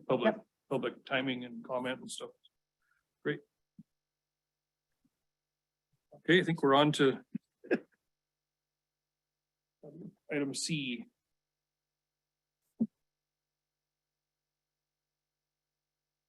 Okay, so what the staff is proposing is clarifying the language for prohibited acts. We've come up against this every once in a while about float houses, floating homes.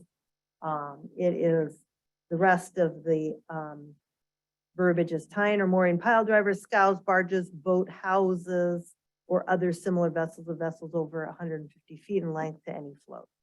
Again, this was adopted off of the state policy. We get a lot of people that come in and want to put float houses in the harbor, and we deny that. There is a couple that have been grandfathered in. They came in before the municipality owned the harbors, and they are slowly getting weeded out.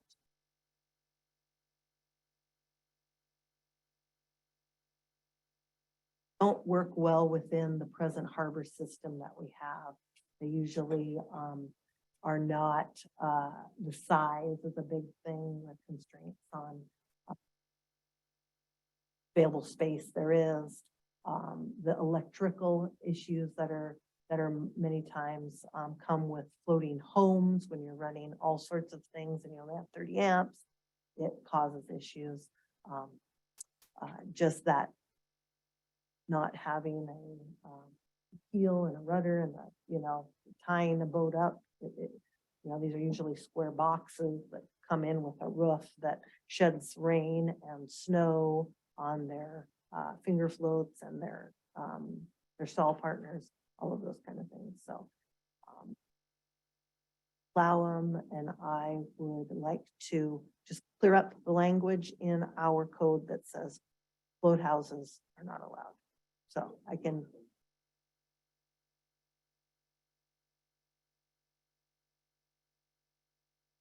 Would we be kicking someone out if the assembly passed this? Would somebody be losing their home?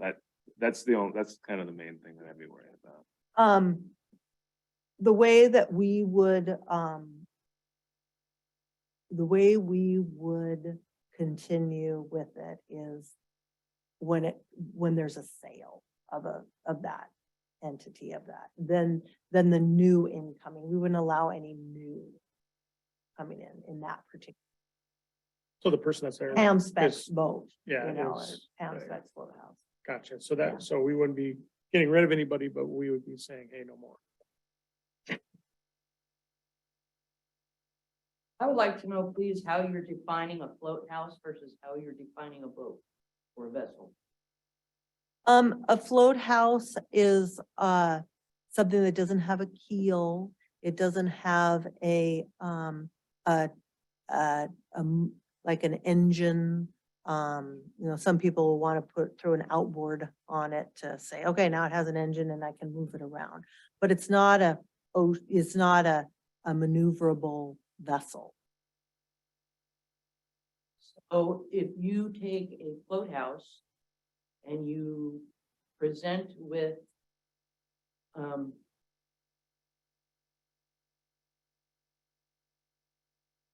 audible alarm and an engine, you will still refuse that boat in the harbor? Yeah. And the reason for that would Yeah. The facility is set up for vessels that are a lot of times, the size configuration of a float house versus a boat is different. They don't fit into the stalls very well. They require a lot more electricity. They don't move. All of those things that go in. that boat. A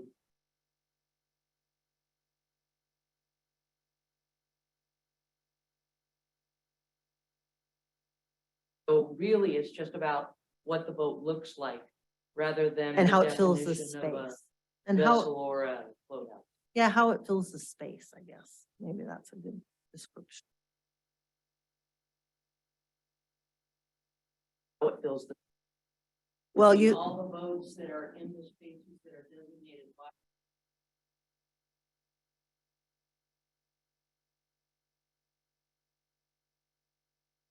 How does that make a difference, whether it's a float house with a hull number that's built on a hull, or whether it's a float house that has no engine, no lights, no audibles, et cetera? it's a good point. The issue that we have with float houses are things like, you have a specific amount of room between finger floats, and it fills up that space so wide that it would encroach on a stall partner. Many times these, things, whatever you want to call it, float house will come with a roof on it and it's shedding snow. Yes, like a covering on a boat, they do that too. That encroaches on the finger float, it dumps snow on their partner boat. that's in the stall with them. Float houses take, or usually require, if there's somebody living aboard them, more electricity than is available on a 30 amp single phase hookup.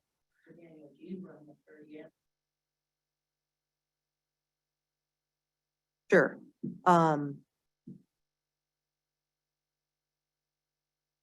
I don't know if you could find a float house that is going to be, what is it, 11, 12-foot beam and 46, okay, 10-foot beam and 46-foot long. Okay, now we could be talking. But I've never seen a float house that comes in. They come in and they're square boxes for the most part.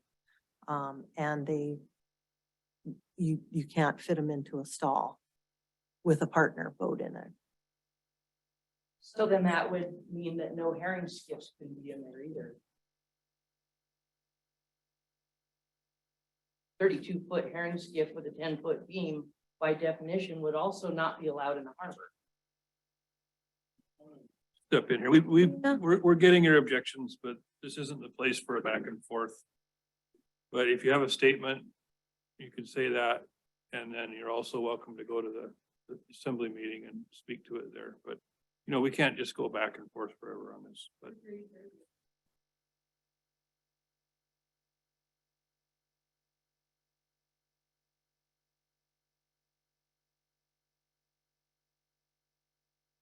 It's 3 years ago, I think, when I was on the harbor board, we had this really similar discussion. And, the consensus, was that, there seemed to be room for float houses if they satisfied the harbor master. And, to just rule them out, I don't agree with that. I look back at the float house that Larry Howell built. That I thought was just a beautiful piece of workmanship and fit in the harbor extremely well without any issues. And so I think there's room for float houses. That's my feeling. But I think the harbor master should always have the discretion whether one is allowed or not. But to put it in an ordinance form where they just flat are disallowed, I don't agree with that.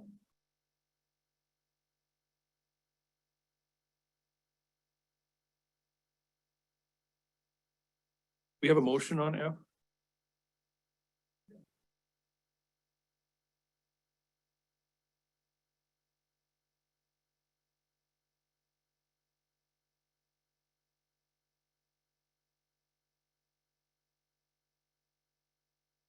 I think there's a difference between float houses and houseboats.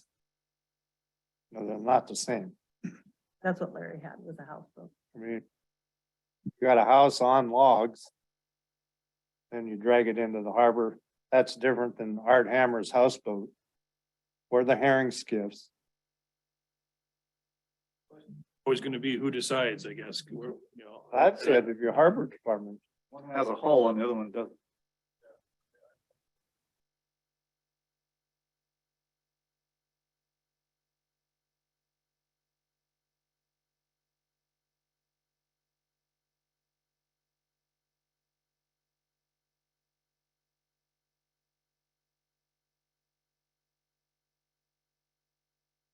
Sure, I have a problem per se. I'm just wondering, so what have you been doing up until now, basically, to keep float houses out? And do you feel like that doesn't suffice?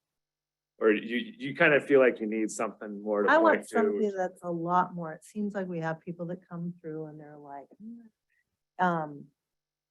I just want to be able to say float houses are fall in that category outlined as house, you know, a houseboat is far different. That's even what Pam has, is a houseboat. She doesn't have a float house. Larry, what you're speaking to, that was a houseboat. That's not a float house. What's the definition? Well, What's the difference? A Yeah, it might be float- worthwhile to try to come Yeah, up with some kind of definition. a houseboat has a keel, has a you know, you can run it around. Larry could, you know, he could put, a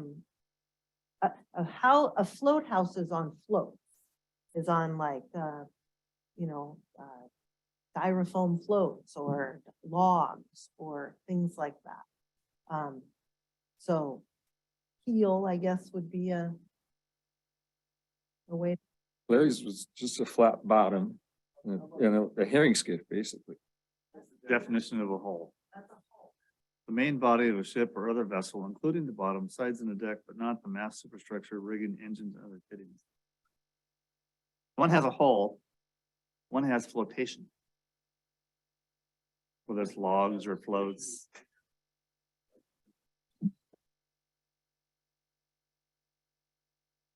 That's a float. Why did that come before us if the ordinance didn't disallow it just because?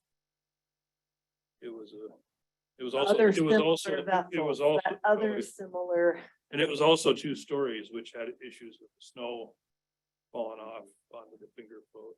So, but You gotta remember that we built these harbors, they were for commercial vessels. And they weren't designed to bring in 80-foot logs with a house between them. I mean, they just weren't designed for it. They couldn't handle the load. You get wind, especially I think you're talking 2-story. I mean, actually, if you think about it, our harbors are fairly lightly built. They built for that purpose. And now we're talking about bringing in something that they weren't designed for. and I guess part of it too is like the random. I am not against float houses. I love the idea I mean, that would be cool. I would say, let's look at a section of the harbor that this would be laid out. We would take the finger floats out. We'd put pilings in so that you could moor them. We'd beef up the main float, so that you can in and on and off of them easier. If we want to go down that road, and then they'd all be in one general area, not in amongst, you know, boats that are coming and going and all of that.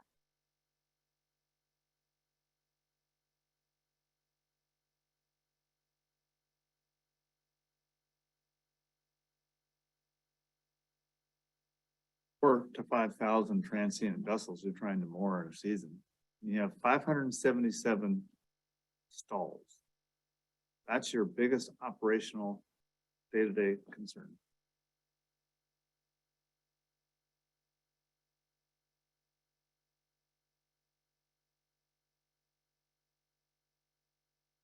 Not against float houses. We could, you know, but let's look at maybe redesigning.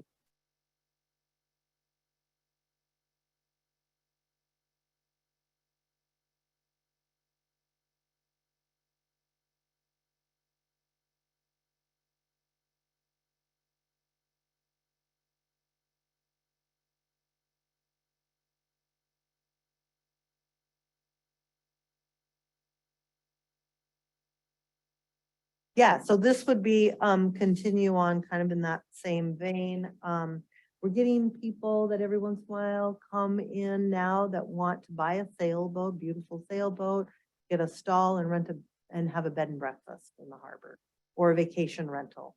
Had people come, you know, this VRBO thing has really opened up and maybe they do it elsewhere. But, you can see the wake issue we have with a lot of customers for the rentals.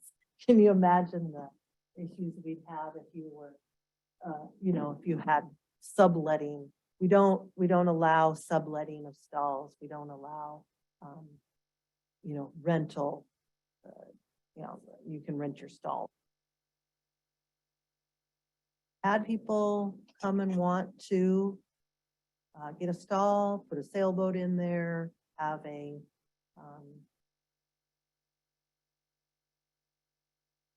And it's already in the code that there's no subletting of stalls, right? This is basically an extension of that same concept as I see. again, this is really just identifying, pointing out to people that, you know, this kind of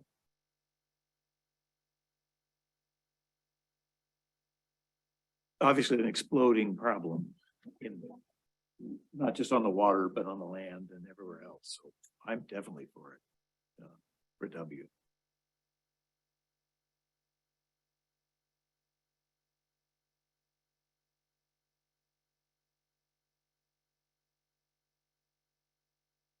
I fully agree with W, but if its motion includes the float homes without a better definition, I will vote no.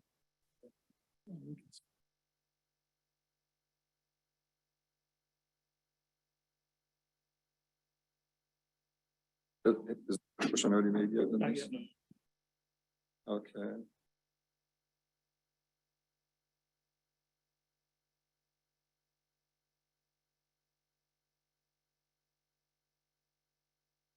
Motion that we accept item W as written. Second. So so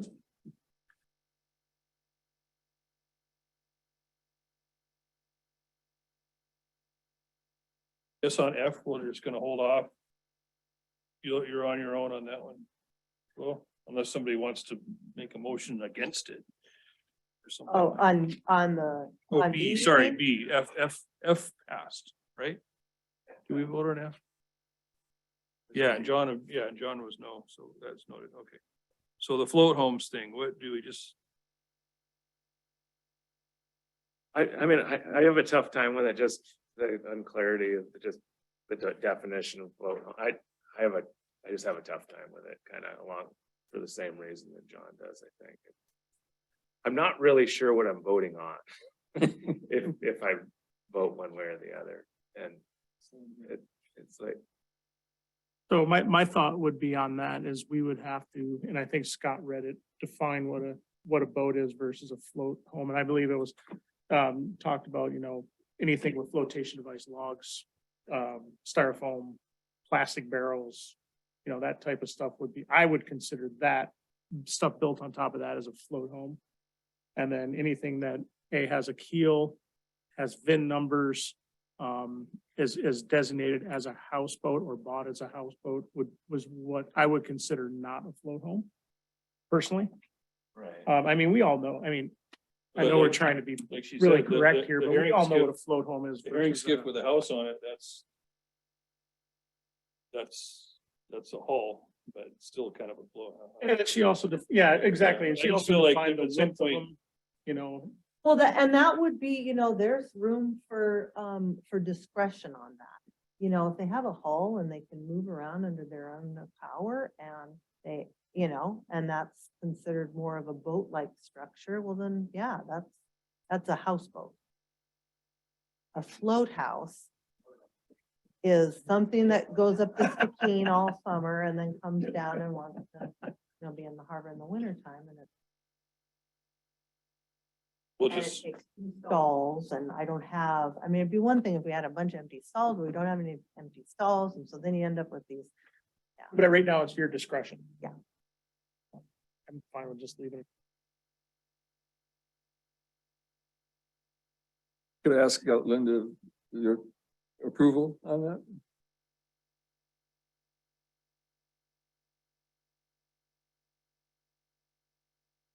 It's not my place to give approval. I had a discussion at one point and I was told that the only reason that my floating domicile would not be allowed is just because of the way it looks. So it is what it is. I'm not here to vote. I'm just here to listen.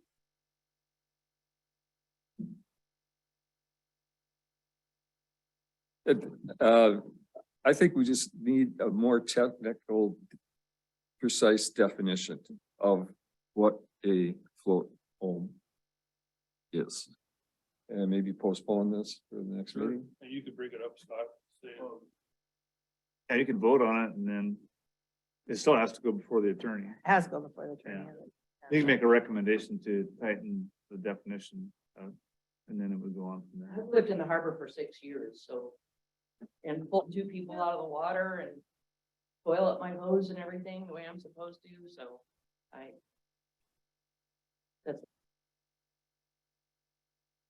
Thank you.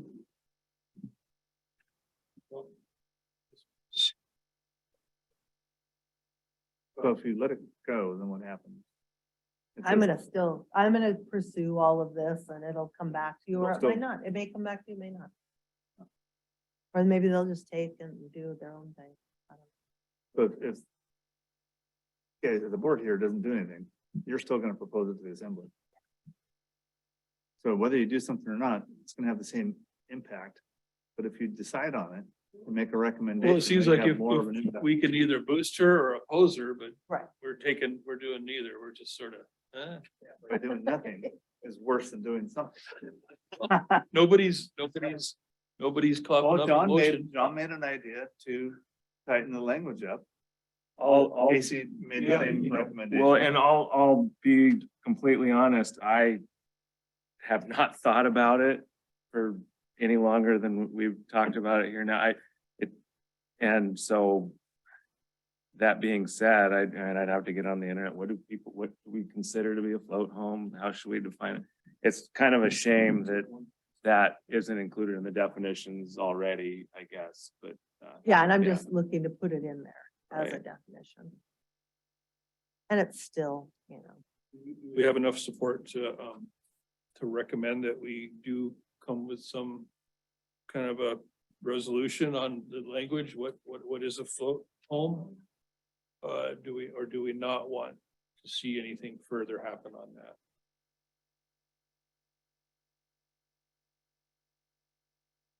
I guess kind of like them, I'm not sure what the motion would be. I mean, we discussed what a hull is. And I understand what is meant by float home, I think.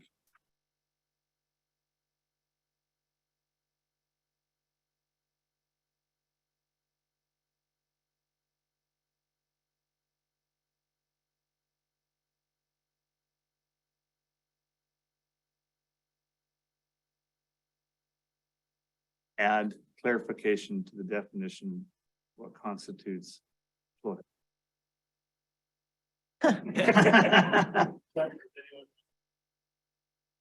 and that just points you at the end of it. Didn't even have a problem with that. Assembly one, yeah. So we would push If I forward. need help with the definition, I'll go to the assembly with ask for help with the definition.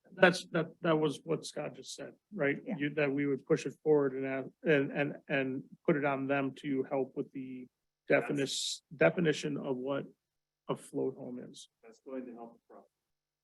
I feel.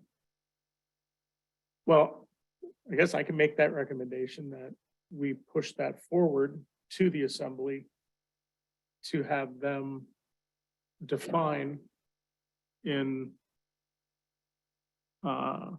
letter B to what a float home actually is. So add it and define it. Right.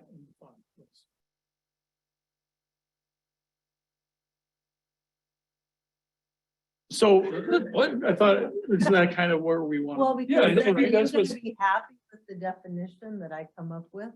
Or are you gonna have questions about that? We're gonna have questions. This is a start. I You mean, know. it's opening up the language. I like Scott's idea about it. Is it a hull?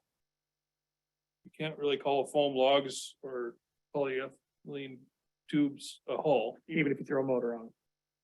no. I agree. So that's a starting, but there's I'd like to give some common sense discretion to the harbor master and her boss to work this out.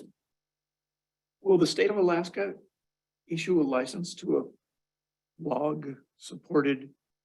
You have to get like a crab float, it can have a license. I think you do in order to have it So it stationary. can be considered a Yeah, yeah. vessel according to the state. Well, it's not a vessel, it's more of a, yeah, it has. it's It would have an AK number. identification.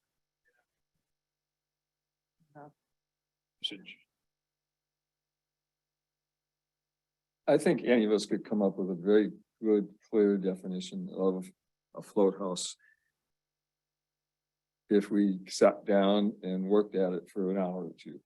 And so, but I don't think it would be hard. I think it would be too difficult to do that here at this meeting. And so I'd rather just see it postponed until our next meeting. So you're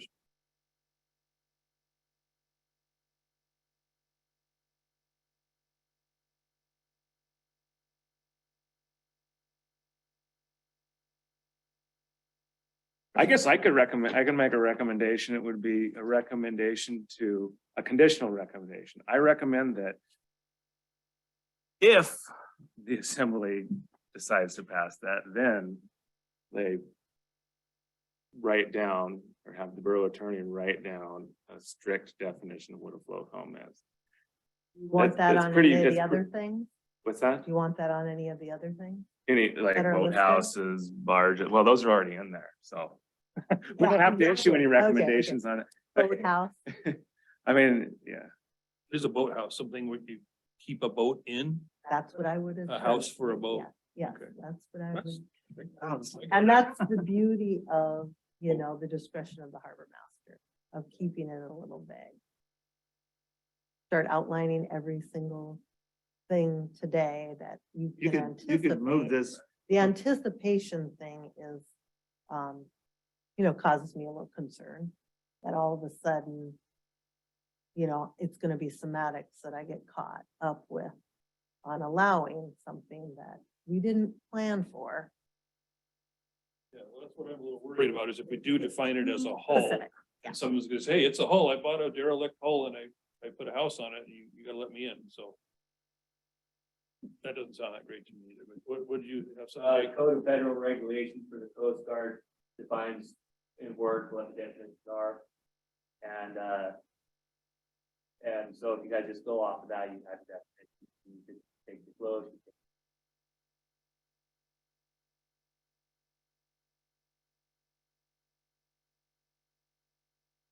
fines float home. Float house, Okay. and float houses, and that's what you need to go off of, 'cause that's the thing.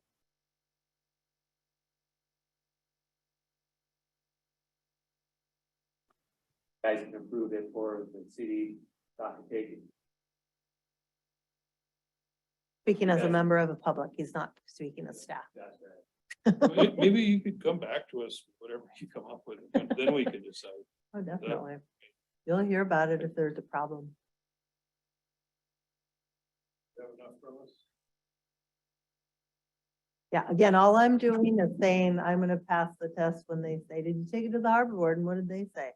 I'll say, yeah, and Scott will say, yeah, they did, and they had a lot of problems not wanting to know what the identification or the exactly what we're talking about, and so can we request from you to send us a definition of what your definition is going to be of a float home?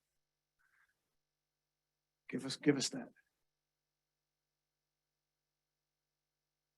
Yes, depending on what your definition is. So we can get some more information.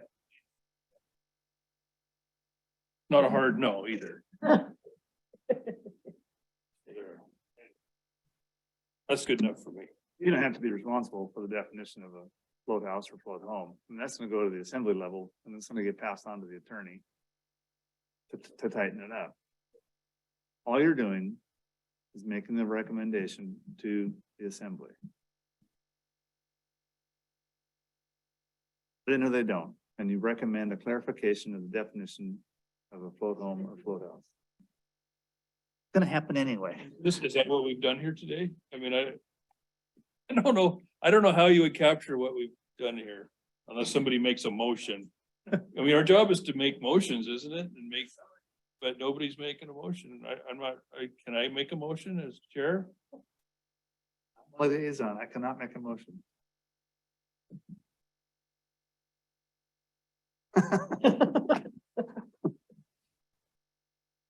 Someone wants to make a motion. fine, that's perfectly fine. Can someone find Yeah. out someday whether I can make? Yeah, That'd be nice. No, to you know. cannot. What? All right, moving on. First communications, new communications? You guys do, that's, I consider that a communication. John, Yes. Discuss your. Okay, very, Water. very simple. Want to put a water line in. And everybody glance at this and let me give you a list of my reasons. I'll read this fast because I want to get home too. Reasons and the purpose. It's first of all, safety. About 1/2 of the large commercial and pleasure craft that we haul at Scow Bay have saltwater cooling. Having freshwater source at the boat ramp would allow pre-run to assure a running engine upon launch. Although no accidental fires have ever been experienced, fires are always a possibility. Having a hose there would be very comfortable. More vessels are using high horsepower engines that need flushing when hauled, and just about all of them are equipped with static flushing ports on them. The hose would be great for those. Hydraulic trailers have critical components that are sensitive to saltwater corrosion and require fresh water rinsed with each use. Stored vessels all have their fresh water drained and need refilling up to 100 gallons or more. Often they are not able to fill in the harbor, and so they could fill them there. Petersburg Marine has been providing freshwater service using a portable water cart and Honda pump. It's been working great for 10 years until I reached my magic age of 75 and I can't handle the darn thing very well. And it's just the normal problems of keeping a Honda pump running all the time. Petersburg Marine is increasingly hauling and launching in below freezing winter months, often not by choice, but rather by urgency. The portable water cart is especially difficult in freezing weather. The proposed water line would be functional year round. The proposed water line would be available for public use only with supervision by Petersburg Marine. The water line will not be used for any rinsing of vessel hulls. Alaska Department of Environmental Conservation does not require a permit for the proposed use. Installation would be by licensed contractors with oversight by Public Works Department. It's possible that the cost of this, if it goes out to bid, will exceed what my budget is, and I won't go any further, but I didn't want to have contractors go through the work of doing a bid and so forth if I don't get the blessing of the city and the harbor board. And I think that's about it. The backside is cross-section view. It'll be buried 5 feet below the surface. And so it'll be beyond freezing depth. Any questions or anything? I got one. Who's gonna pay for it? That'll That's be a big me. one. And that's why I warned everybody that if it's above my budget, it may not go through. Yeah, no, I intend to pay for all of it. 100%. Yeah. May have to live with the water cart if it just gets too high, but. Pardon? What do I currently use? We fill it with primarily with drainage ditch water from the roadside culvert that goes into there. It flows pretty much year round, or not year round, but even during dry periods. And then when that's not available, then we use city water from my upland location. So it's a lot of transport of that 260 gallon cart. I can't support it until we find out who's gonna run up with the dollars, Who's gonna run up with? come what? up with the money. I am, You are. yeah. No, I'm paying 100% of it. It's just a discussion item. I don't know quite how to treat a discussion item. are you Just, looking I for? guess if there's any objections to raise them. Does the harbor department have a problem with it? I don't know. I personally think, I mean, as long as there's no money coming out of the harbor department budget and it's being solely funded by John, that, I personally don't have a problem with. I mean, it's only gonna help his business, and I know there's quite a few, gillnetters and some of the larger boats now that go in there and they get a lot of work done, so I'm gonna support it if it comes up to that. I Miss agree. seeing the water cart there. Every time I see that thing, I think, gosh, this This guy knows how to get by with very little. Did you want a motion on that? I don't. I don't think so, because you haven't even really proposed it yet. I mean, you're just doing due diligence. You're just, right, you're just asking for. So I would say, Doesn't in any way conflict with the Scott Bay master plan. I mean, that's kind of a question. Water Department has pure jurisdiction, over this and they will be overseeing. no, and if we need to remove it for the bigger, for the bigger project, then that's what'll happen. But that's, Could be all removed those easily. guys that have leases out there sign their lease that say, if and when the big picture happens, your lease may change, whether it's conditions or.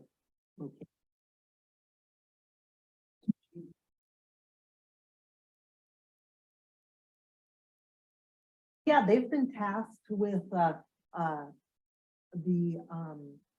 more of the boatyard side of things, the operation, the development of.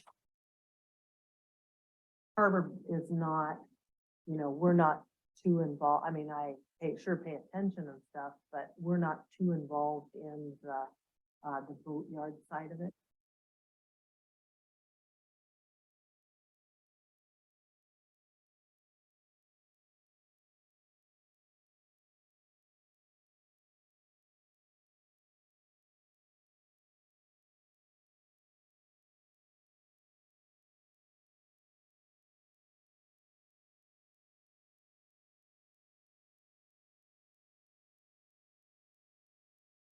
I have one last item unrelated to this, or are you still discussing the water? No, Okay, last one again, the purpose of the Harbor and Ports Advisory Board is to facilitate communication with the public. To do that properly, I think we need more frequent meetings. 1 or 2 a year, I don't think is adequate. I agree. It's been kind of slim. How do you feel like we should, from what you've read in there, how do we justify calling a meeting? What does it take to get a meeting?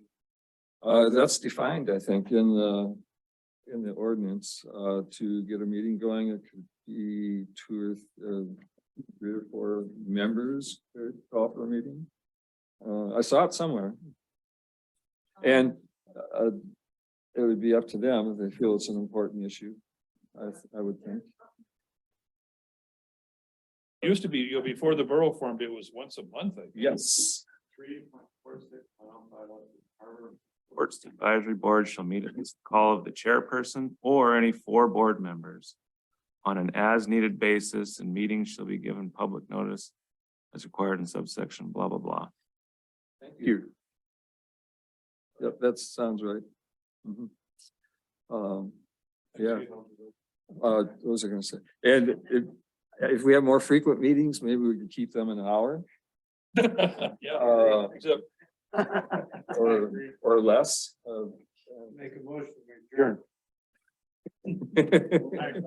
I'll second that. Not related to the agenda, and I think, sorry, guys, I think Lo needs to be here for this, but it pertains to the dredging, and I actually got a text from our QA department at the plant wondering about the possibility of water testing, if they're gonna water test after the dredging gets completed, because a lot of times there is E. coli because of the waste that comes from a lot of the vessels. It gets stirred up. It could potentially shut us down if we don't test. We're gonna test privately, but I'm just wondering if they're Hey, are you back? So, I had a text, about, water testing after we have completed the, dredging, because the worry about, with the dredging, the turning up of water, all the sediment on the bottom, E. coli because of fecal matter and whatnot, that sometimes enters the harbor, by maybe sometimes people flush. And, it could potentially shut us down. Shut the plant down. Take water in. Because we take water in, because we use, because we use salt water when we're spraying stuff down. And it was just a question. I'm wondering if there's plans to do any kind of water testing. Oh, yeah, they do all of that. Okay, Yeah. is that available? Yeah. Okay, cool. Okay, Yeah, so federal, that was my yeah. only You question. would use that into your own test? No, we will test as well. We're gonna Oh. test as well. I just didn't know because I think there's a percentage that's allowable. As far as like, that's her world, but our QA's world. Yeah, but- there's nothing to worry about. There's not we're not digging up a, Right, it's just,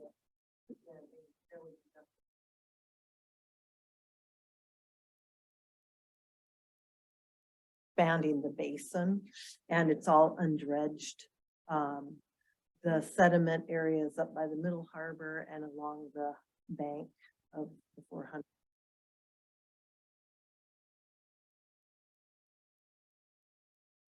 it flushes a lot. I just told her I would put it out here, so. Yeah, Okay, yeah, no, and that's all available through, they do testing before and after and it's all public.